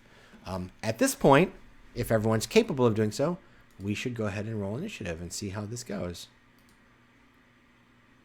Thanks for bearing with us for those of you who are watching at home or wherever it is you watch. So don't forget to click on your token before you roll. So I get everything all ready here.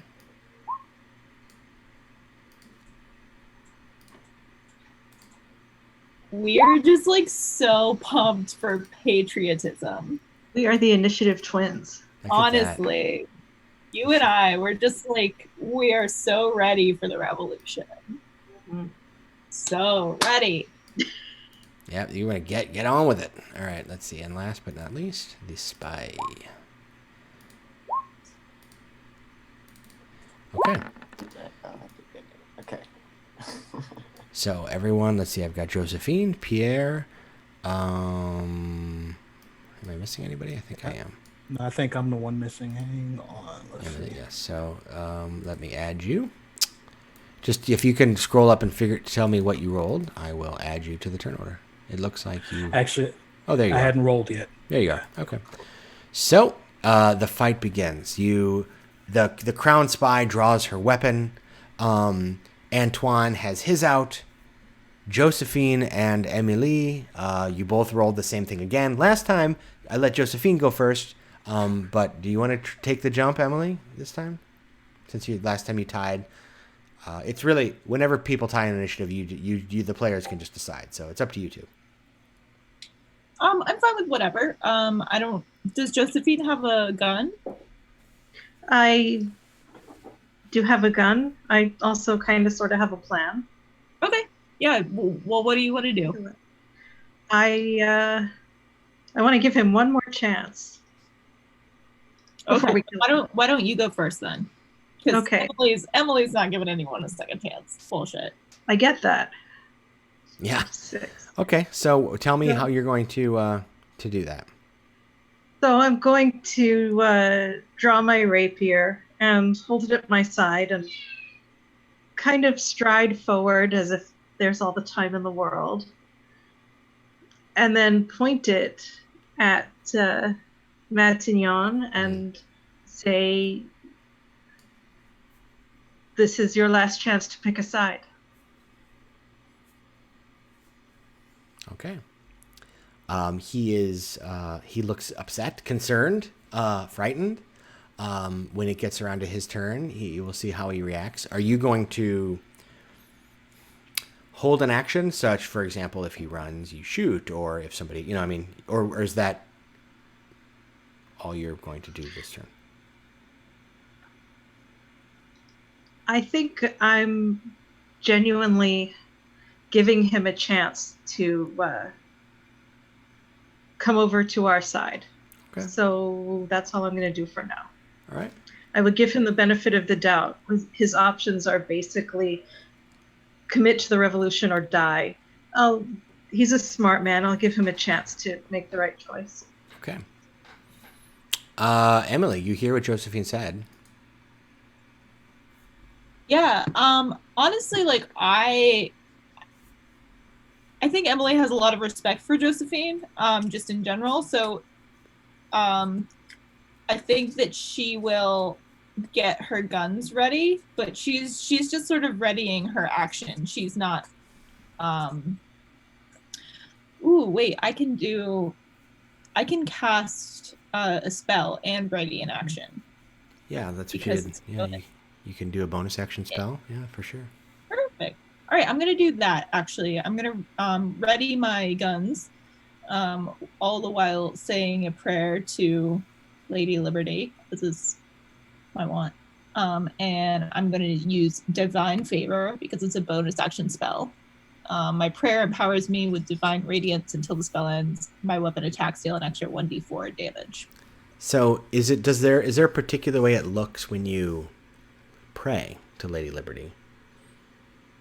I don't think so. I think it's one of those things where it's just like whenever Emily like really becomes steadfast in her convictions and like her belief in her actions and like the nature of her purpose in this fight, it's I don't think that there's like a very clear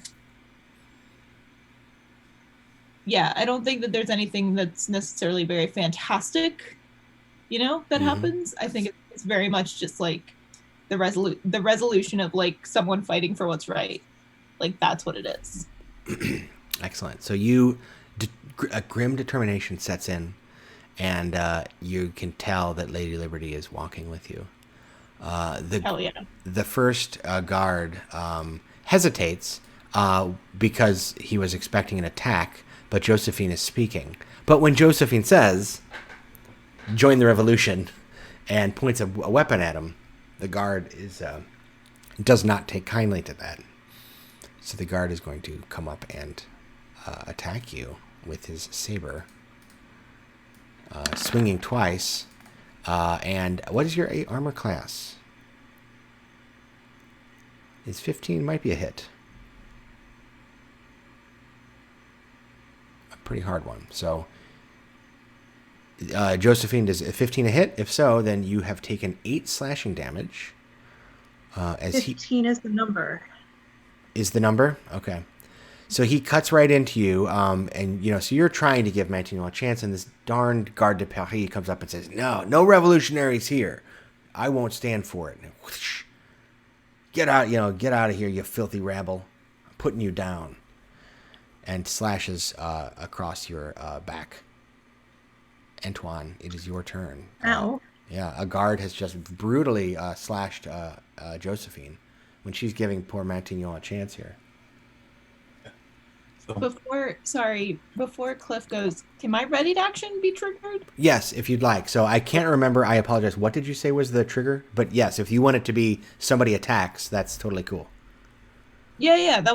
I thought I said that. I'm sorry if I didn't. I might have missed it. So yeah, absolutely. So when he goes to attack, you can go ahead and shoot. Absolutely. All right. So you hit both of those, strike him for 12 plus 3, so 15.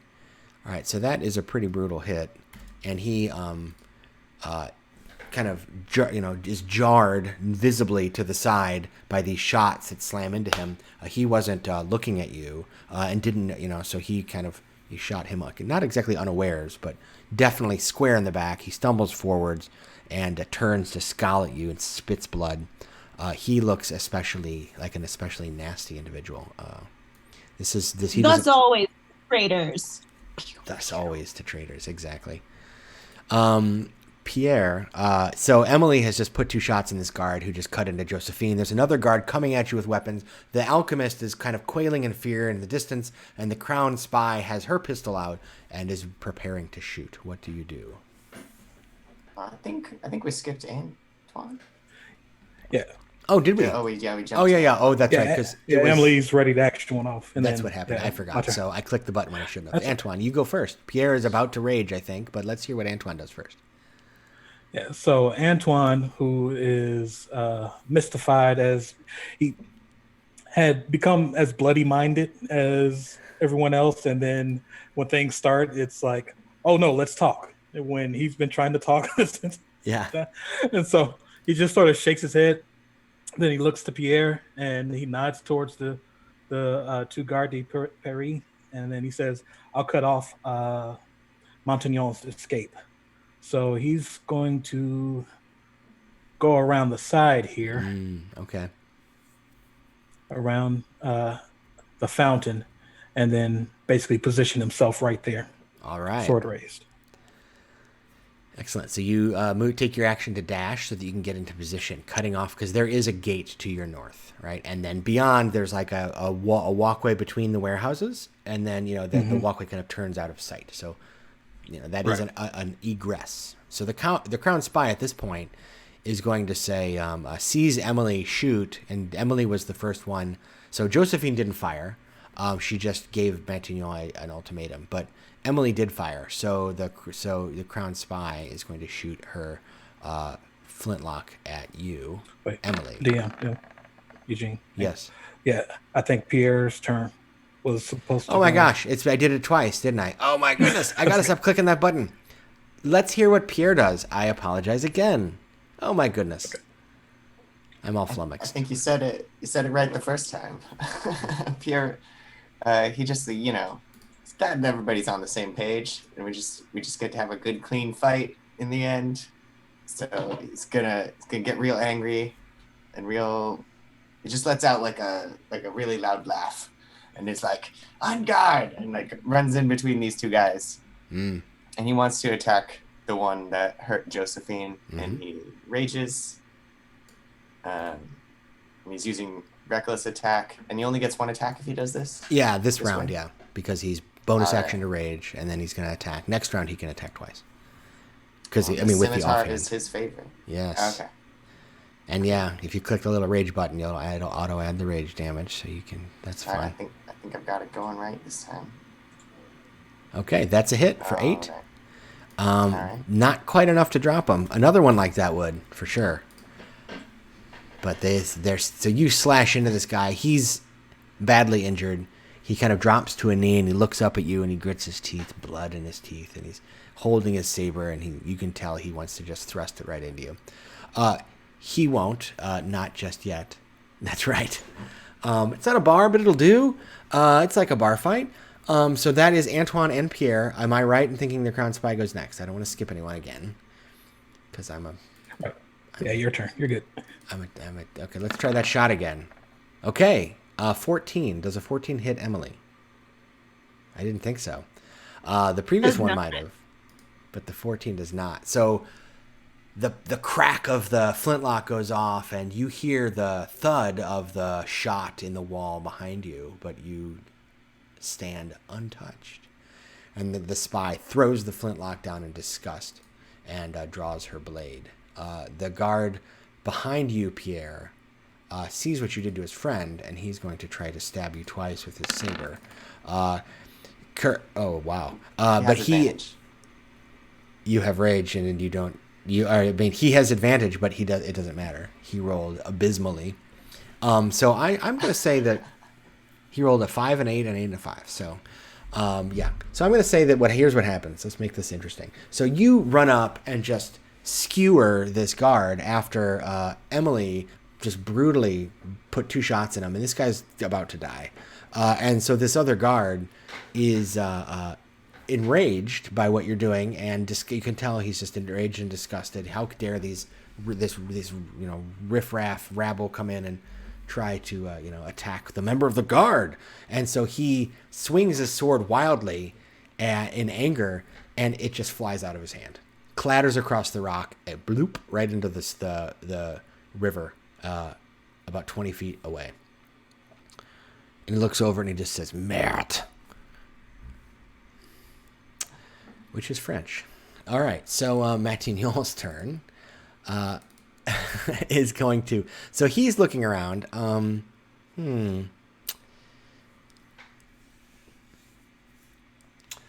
Okay, it's already looking bad for his side here. So, or rather the royalist side. Was that his side or not?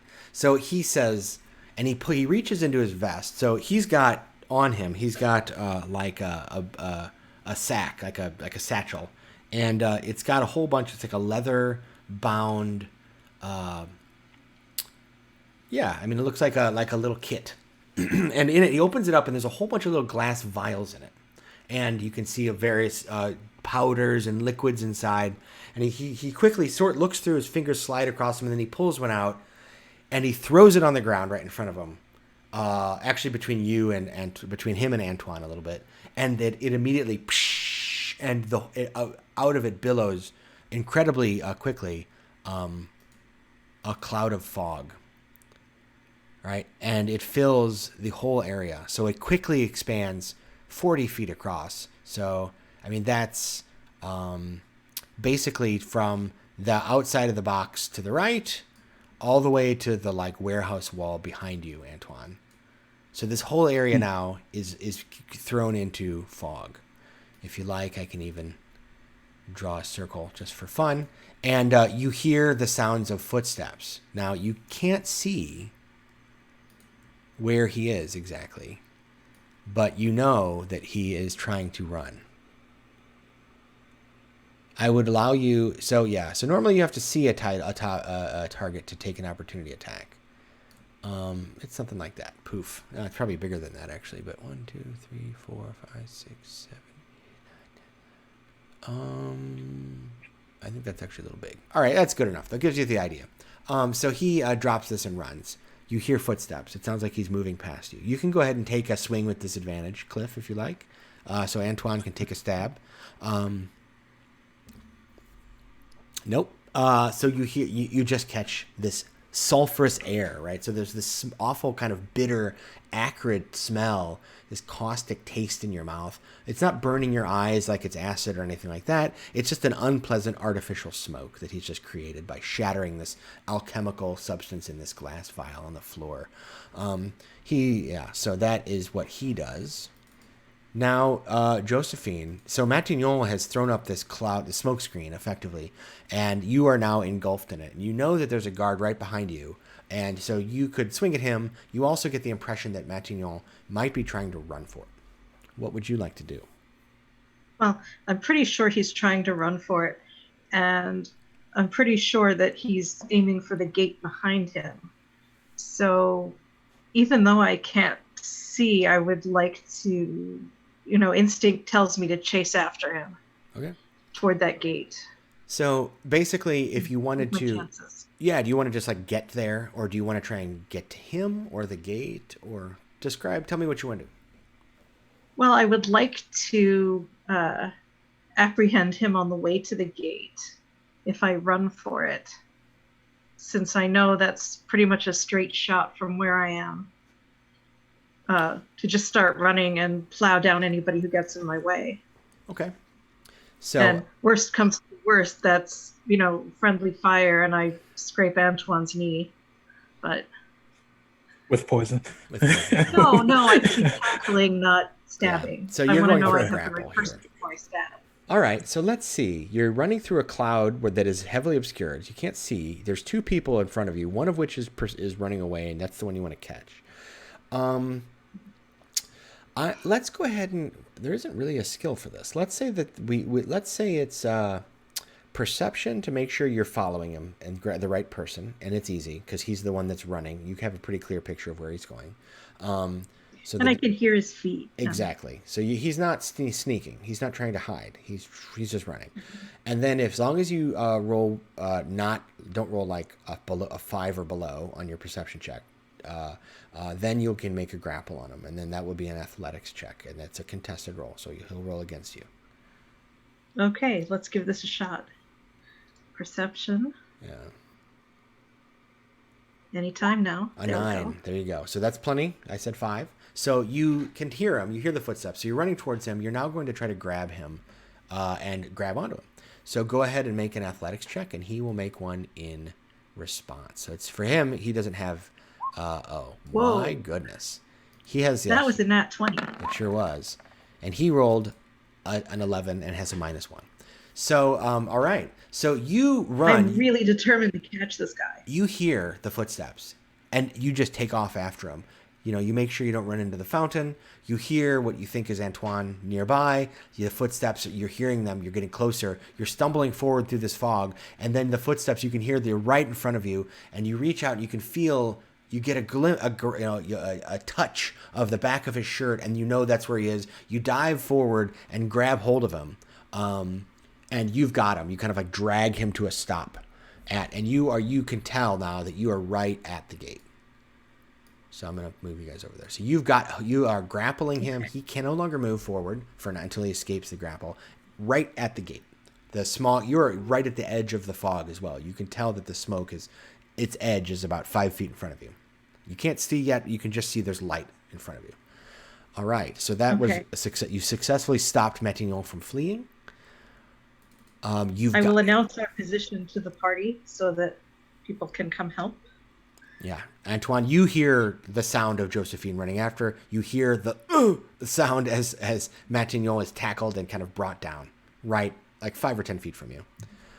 Emily, there you see Josephine become engulfed in smoke. You hear the sound of her running. You hear Josephine cry out where she is, and she's got him. But there is this guard here in front of you. There's another guard that's hidden somewhere, and you know that just beyond the smoke, where you can't see, there's that spy. What would you like to do? Is the spy inside or outside the smoke? Because it looks like the spy's a little outside. The spy is a little outside. However, you would have to look through the smoke to see her. Oh. So you just can't see her right now. If you move, you'd be able to see her. But you suspect she's over there. That's where she was last. But that's that's opaque, so you can't see through that. Gotcha. Cool. Yeah, well, Emily sort of figures that there's like not a lot of entrances and exits here. And all traitors must die. So she's gonna go after this guy. All right. She's gonna get within melee range because she's going to reload one of her pistols and shoot him and also stab him. All right. So one of the pistols is quickly drop the shot in there with the powder. You've got a little packet that you tear with your teeth expertly. You pour in and drop the shot, and then shoot and stab. Yeah, shoot and stab. It's the name of my favorite drink. All right, so the flintlock pistol, even if you shoot in short range, in melee, hits, and so does the rapier. Don't forget to add your 2d4. Yes, let's do that. Woo, buddy. Oh, wow. Okay, so that's 14, 25. All right, so that's a really great hit. All right, so you put a shot in. This guy hadn't been hurt yet, right? So you charge forward, releasing the shot and the rapier almost at the same time, kind of one high, one low. You stab right through his shoulder, pass through out his back, you can tell. The shot goes into his gut. He's not long for this world. He stumbles back. He's still up. He doesn't immediately die, but he is on death's door, absolutely. As there's a flash and spark that you know is the spark that will light the fire that will burn down the French monarchy. Right? All right. Yeah. Yep. Freedom has been bought tonight. So there's a guard hiding that's lost in the fog. We're going to see, because here's the thing. When you're enveloped in fog, and you might not know which way is the right way to get out of it. He just knows he's in. So this is going to tell me what direction he goes. So 1, 2, 3, 4. So he goes, all right. He goes this way and runs into the fountain, nearly. And then that orients him, so then he emerges from the fog here. So 5, 10, 15, 20. He then now realizes where he is, and he's going to charge at you, Emily, and Pierre, let's say. And he's going to swing at each of you once. Whoops.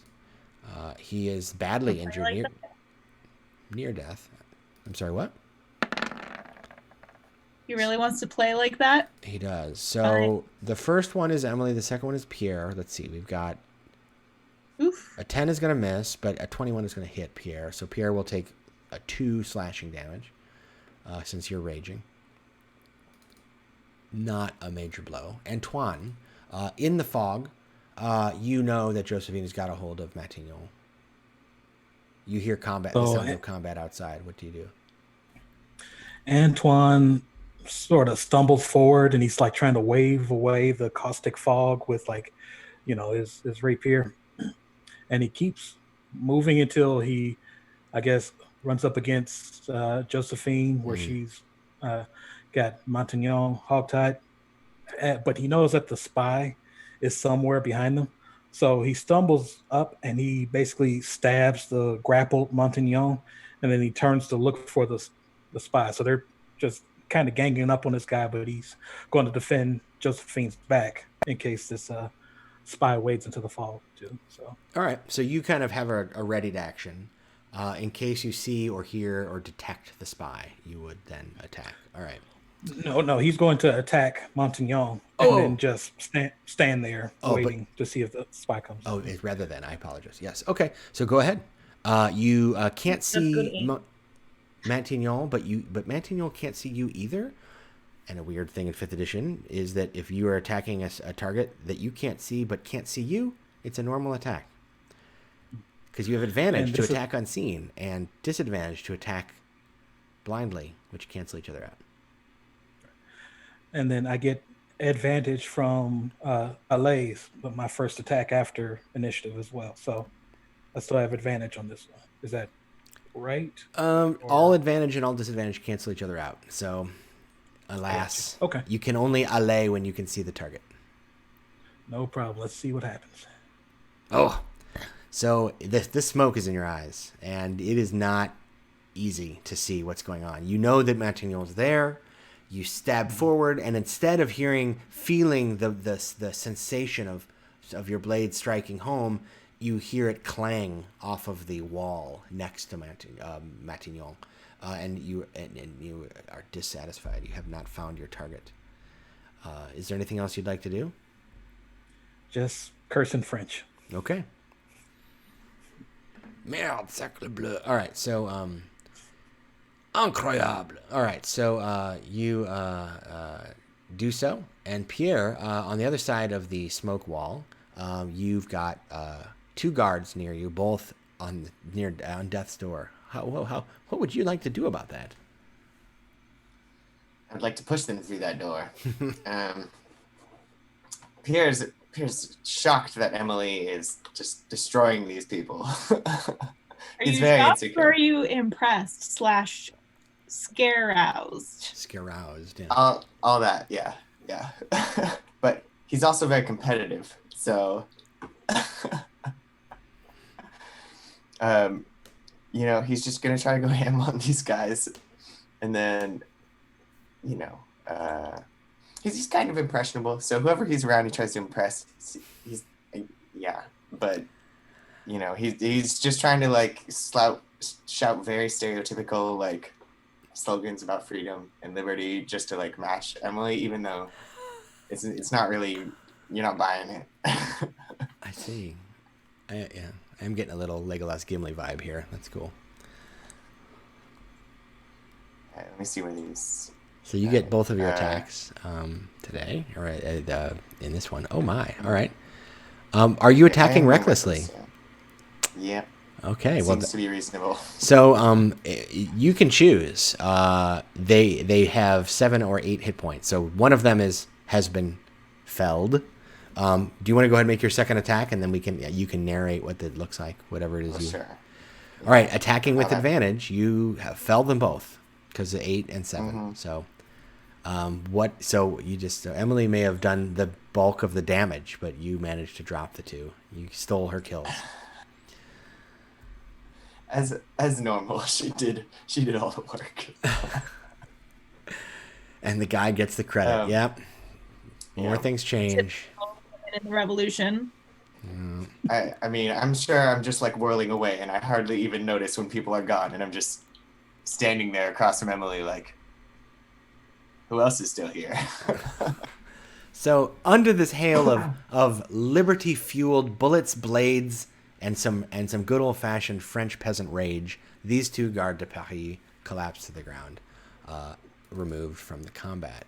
Now behind you, however, there is somebody coming up behind you, and she can no longer use her sneak attack because all of her allies are dead. She does have it, but she just can't use it. All right, so she's going, gosh, I think at this point, Matignon's run, she's going to actually she's going to do is she's going to run. So she's going to try to go around the box and then go this way. So that's 5, 10, 15, 20. And then she's going to dash.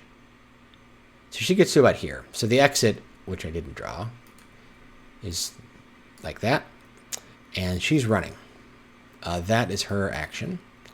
It is now Matignone's turn. Matignone's going to try and escape you, Josephine. And He can try. he can try. So he's going to. So you. I guess we'll do another contested roll here. So he's going to do his strength athletics check, and he has to beat the number of your grapple. So he rolled a 10. So go ahead and make your roll, and you have to roll 11 Is this or strength higher. check? Athletics. Athletics. So he could have used, actually, now that I think about it, he could have used Dex because you can use acrobatics to escape. So add 2 to that. So you have to beat, okay.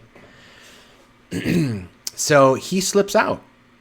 He's a slimy, weaselly one.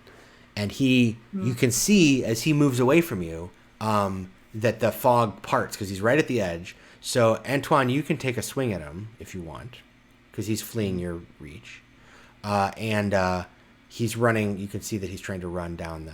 Okay, that's going to hit him. Oh, he takes a stab in the back, but he keeps running desperately. And he runs down that alley and turns a corner. Okay, so at this point, that is Matignone's turn. Josephine, he's trying to escape you. What would you like to do? I'm going to chase that jerk. All right. So because you are a rogue, you will be able to bonus action dash and catch up with him and still have your action. But let me describe what it is you see when you round the corner. So he runs the 15 feet down this alleyway and then turns right. And you follow him. And as you turn right, you see that there's an open space, like another courtyard, behind this very large warehouse building that has been on the north side of this courtyard you've been in. And sitting there, ready to take off, is something you've heard about. Maybe you've seen once. It's one of the Montgolfier brothers' new inventions. A hot air balloon. And it's tethered up. Apparently he was expecting trouble, or actually, believe it or not, the Réveillon factory helped produce the silks that made the Montgolfier balloons. So maybe this is just where it's stored at the moment. Though why it's full, well, it's filled because of narrative convenience.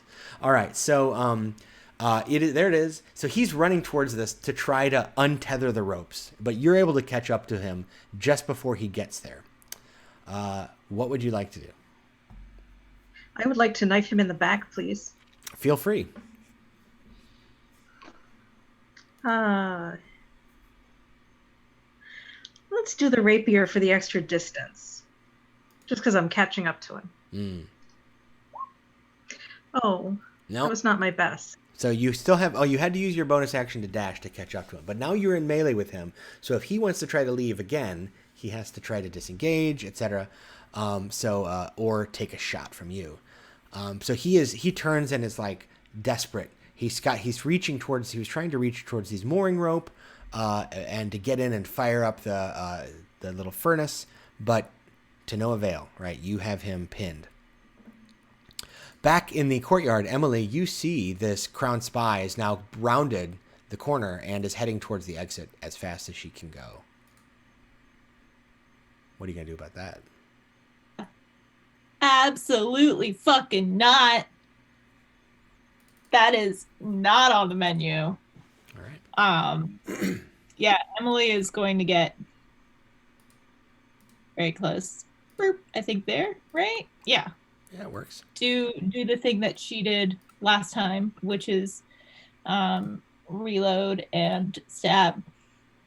And I think that she yells out something like, "You will not gather our heads for the king! Eat lead, bitch!" And shoots. All right. Well. Salome. So, oh my. All right. So, all right. I think at this point, let's go ahead and describe. Yes, that was enough. Finishing off this crown spy, the one who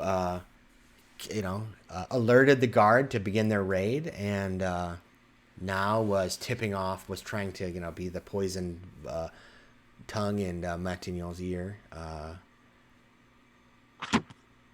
How does the spy for the crown, who knows the secret du roi, meet her end? I think it's pretty just like, I don't think it's super great. I think it's just kind of gross. Yeah. All right. Endings are kind of like that, and I don't think that she gets like anything super special, and I don't think that Emily, like, I don't think she looks cool or like anything. I think she just like kills a woman who's trying to run away. It's not pretty. It's not. It is not. It's not epic. It's brutal and efficient. And maybe, according to some, it's justice. So the Crown Spy meets her end. Now, let's go ahead and switch out of kind of initiative style play. And you've got this rather, at this point, sniveling alchemist who was trying to escape in a hot air balloon, like one does.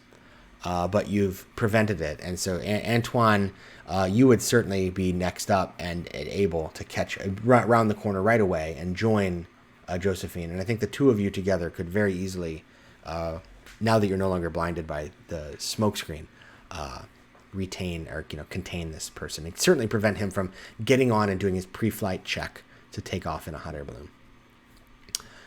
So how do you deal with this person? So the four of you now have reconvened in, let's say, the back of the this kind of courtyard in the back behind the warehouse, where there's this hot air balloon here, and this person who tried to get all of you and the revolution kind of arrested and shut down. Really quickly, before we do that, is there any way that I can search the spy and see if there's anything useful on her body? Sure. Right. Yeah. This one would require an investigation check. Ooh, all right. I don't think I've actually done a skill check this entire time. There's been lots of attack rolls, but no skill checks. All right. So you said investigation? Yes, please. Whoa. No bonus, double nat 20. Okay. Oh, gosh. So here's why this was important. Upon initial search, you just find she's got a little pouch with some powder and a shot for her her flintlock, which she dropped earlier. She has her blade, and that seems to be, she's got a small coin pouch with some livre in it. That's the French, coins. But you find hidden in a very let's say it's I didn't actually write exactly where. Let's say it's hidden on her body. It's in a, like an artificial pouch on the inside of her dress sleeve, right? Damn. Okay. So as you're sliding your hand up her sleeve, you feel a little irregularity, and you discover, yes, inside of that is a little piece of paper, or it's actually a tiny, like a little booklet that has a whole bunch of names and addresses. Hell yeah. I think that, I think she takes that, but I think she also, like, gosh, I wish there was a not gross way to, like, write traitor on someone's face, but there's not, so she's just gonna, like, kick her and leave. Okay. Yeah, I mean, were you a different kind of character, you might have an inkwell on you, but probably Emily doesn't. Yeah. So, all right. So you take the book, and the rest of you reconvene in the back. So the final question is, Matignon, how do you deal with him? So I think Antoine would have been walking out there as Josephine is caught up to him. And Antoine actually completely bypasses him, like, leaving Josephine to do what she will, but, kind of purposefully takes his hand axe and cuts the lead rope to the balloon so that it floats away, so that Matignon can watch it leave, and then just sort of turns and watches everything else that's going to happen. he's like, oh, but oh. He's defeated. Is there I mean, Antoine, that was beautiful. so is there an opinion? I mean, you can. Danton did not specify precisely what he wanted you to do with Matignon. He wanted you to investigate whether he was the traitor and then deal with him. That's all he said. So, I mean, because technically he hasn't, you can't have him arrested, because who would arrest him? The guard? No. So it's up to you to, he's clearly, you do know that he clearly will no longer be a threat to the revolution as an informant, because he'll no longer be, he's now, he's persona non grata among the revolution. So his informing days are certainly over. Perhaps we can leave off, and your group decides at a later date what to do with Matignon. You bring him in, you tie him up and bring him to Danton. Let Danton decide, or do you have something else in mind? Yeah, it's kind of unfortunate that we captured him alive, because now we have to do that work, which is just like, I don't know. So I think Antoine would stand there watching the balloon float away, but he'd speak over his shoulder, saying, so if we were to take you to Danton, your throat intact, what would you be able to say with your intact throat? Merci. Thank you. He says, but beyond that, oh, I see what you mean. Why should you do that? Yes. And he's quickly, you see the wheels turning, and he's like, okay, I can tell you. Okay, so Madame Corday out there, she actually is a spy for the crown, and she took me to a location where she talked to one of her associates. I can give you that address. This is exactly when Emily shows up, and it's just like, if he will turn traitor twice in a night, there's no trusting him further. And I think I agree. I think all we need of him is his head. I don't think we need his throat. And Antoine says, oh, I didn't say that. I asked him what he would say. I didn't say what he would say to stay alive. Mm-hmm. And Antoine actually, being the one who wants to be, or wants people to live through this, he'll be the one to go ahead and stab Montignon. All right. And with that, you hear him kind of. Yeah. Go ahead. No, I was going to say, you hear him kind of whispering like an apology underneath his breath as he's doing it. So. Mm-hmm. Marcel. I'll cut his head off so we can take it back to Danton. But, let him die first. let him die, but then we'll be a little gross about it. I think Emily definitely goes up to Antoine and holds out the book, and I think she would say anything he had to say is probably in here anyway. Besides, I think we have a lot of work to do. And Antoine will take the book with his bloody hand, and it's getting blood stains as he begins to flip through and read this book.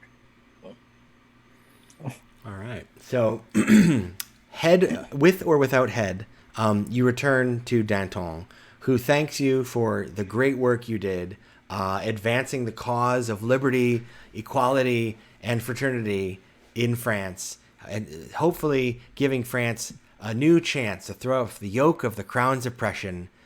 Vive la Revolution. So at that point, the adventure ends, and you have identified and removed the traitor. And that is Revolution. All right. So thanks for that. I guess what we do now is we do just a real quick kind of stars and wishes thing. Did anybody have anything they wanted to highlight from each other's play? I always love hearing these. Yeah, people stepped into the characters pretty well. I liked it a lot. Yeah, I feel like we actually fell into these characters almost better than we did the ones we made for ourselves. So Those are really good. I Yeah. would play these characters again. Oh gosh, they're fun. I would love to highlight the setting. I think that the fact that you're such a complete nerd about this stuff is really, really cool and comes through really well and is just like super detailed and awesome. I say nerd is like a very high compliment, as I'm sure that you know.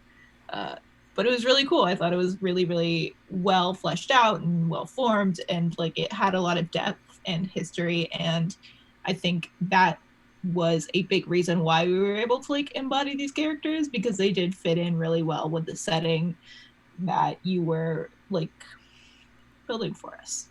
Well, I really appreciate hearing that. I do know that, I mean, I mentioned this at break, I think, that it's like I've been writing this for a year or something on and off. And so it's really, but this is the first time I've got to really run it. So that was very exciting to see. I had to try and rein it in to not just keep geeking out about stuff. Like, well, let me tell you about the taffeta they used to build the balloons that the monk. It was taffeta. That's what they used to make the Montgolfier balloons out of. Weird, right? You need to chill out. Yeah, apparently. So that's great. I think you did just the right line, though. I think you did a great job of giving enough to be background and ambiance without going overboard into lecture. Not that I would have minded the lecture, but no, it was just right. Oh, fantastic. I'm glad to hear that. I mean, I would like to highlight all of your play as well. I mean, I really enjoyed the way, for example, that Antoine kept having these like strategic intents, and then, you know, like Pierre or Emily or somebody would kind of Leroy Jenkins it, and you're like, oh, well, yeah, okay, I was gonna do it. Okay. Right. That was, and how that dynamic kind of developed. And then of course, I really enjoyed Pierre's,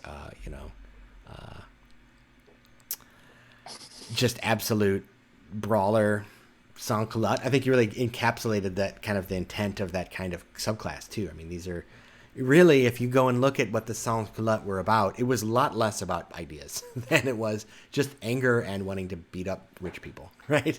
So, okay, that was perfect, right? It was worked. I really enjoyed the way Josephine used the poisons, and the scene at the salon was especially fun, right? I thought that was just like, from the description of your appearance to how you handled the Baron was great. And of course, I also very much enjoyed Emily's first surprisingly bloodthirsty character. That was a lot of fun to like, wow, where's this going to go? But also the relationship with Lady Liberty was also quite entertaining too. So I wanted to highlight, that was a lot of fun watching all that play out. And yeah, I mean, isn't it strange the way pre-gen characters, it's like, I guess because they kind of give you more restrictions in a certain way that allows you to fill that space with creativity in a way that's a lot of fun. So that was great. Thank you again for that. I appreciated getting to see it in action. Well, that's all I have. I guess we should end. And then, so we'll be back at this time next week to play some more. The next stream on this channel is Saturday at 4 p.m. Eastern. So thanks, everybody, for sticking with us. And we hope you have a good week. Thank you. Bye. Bye. Bye.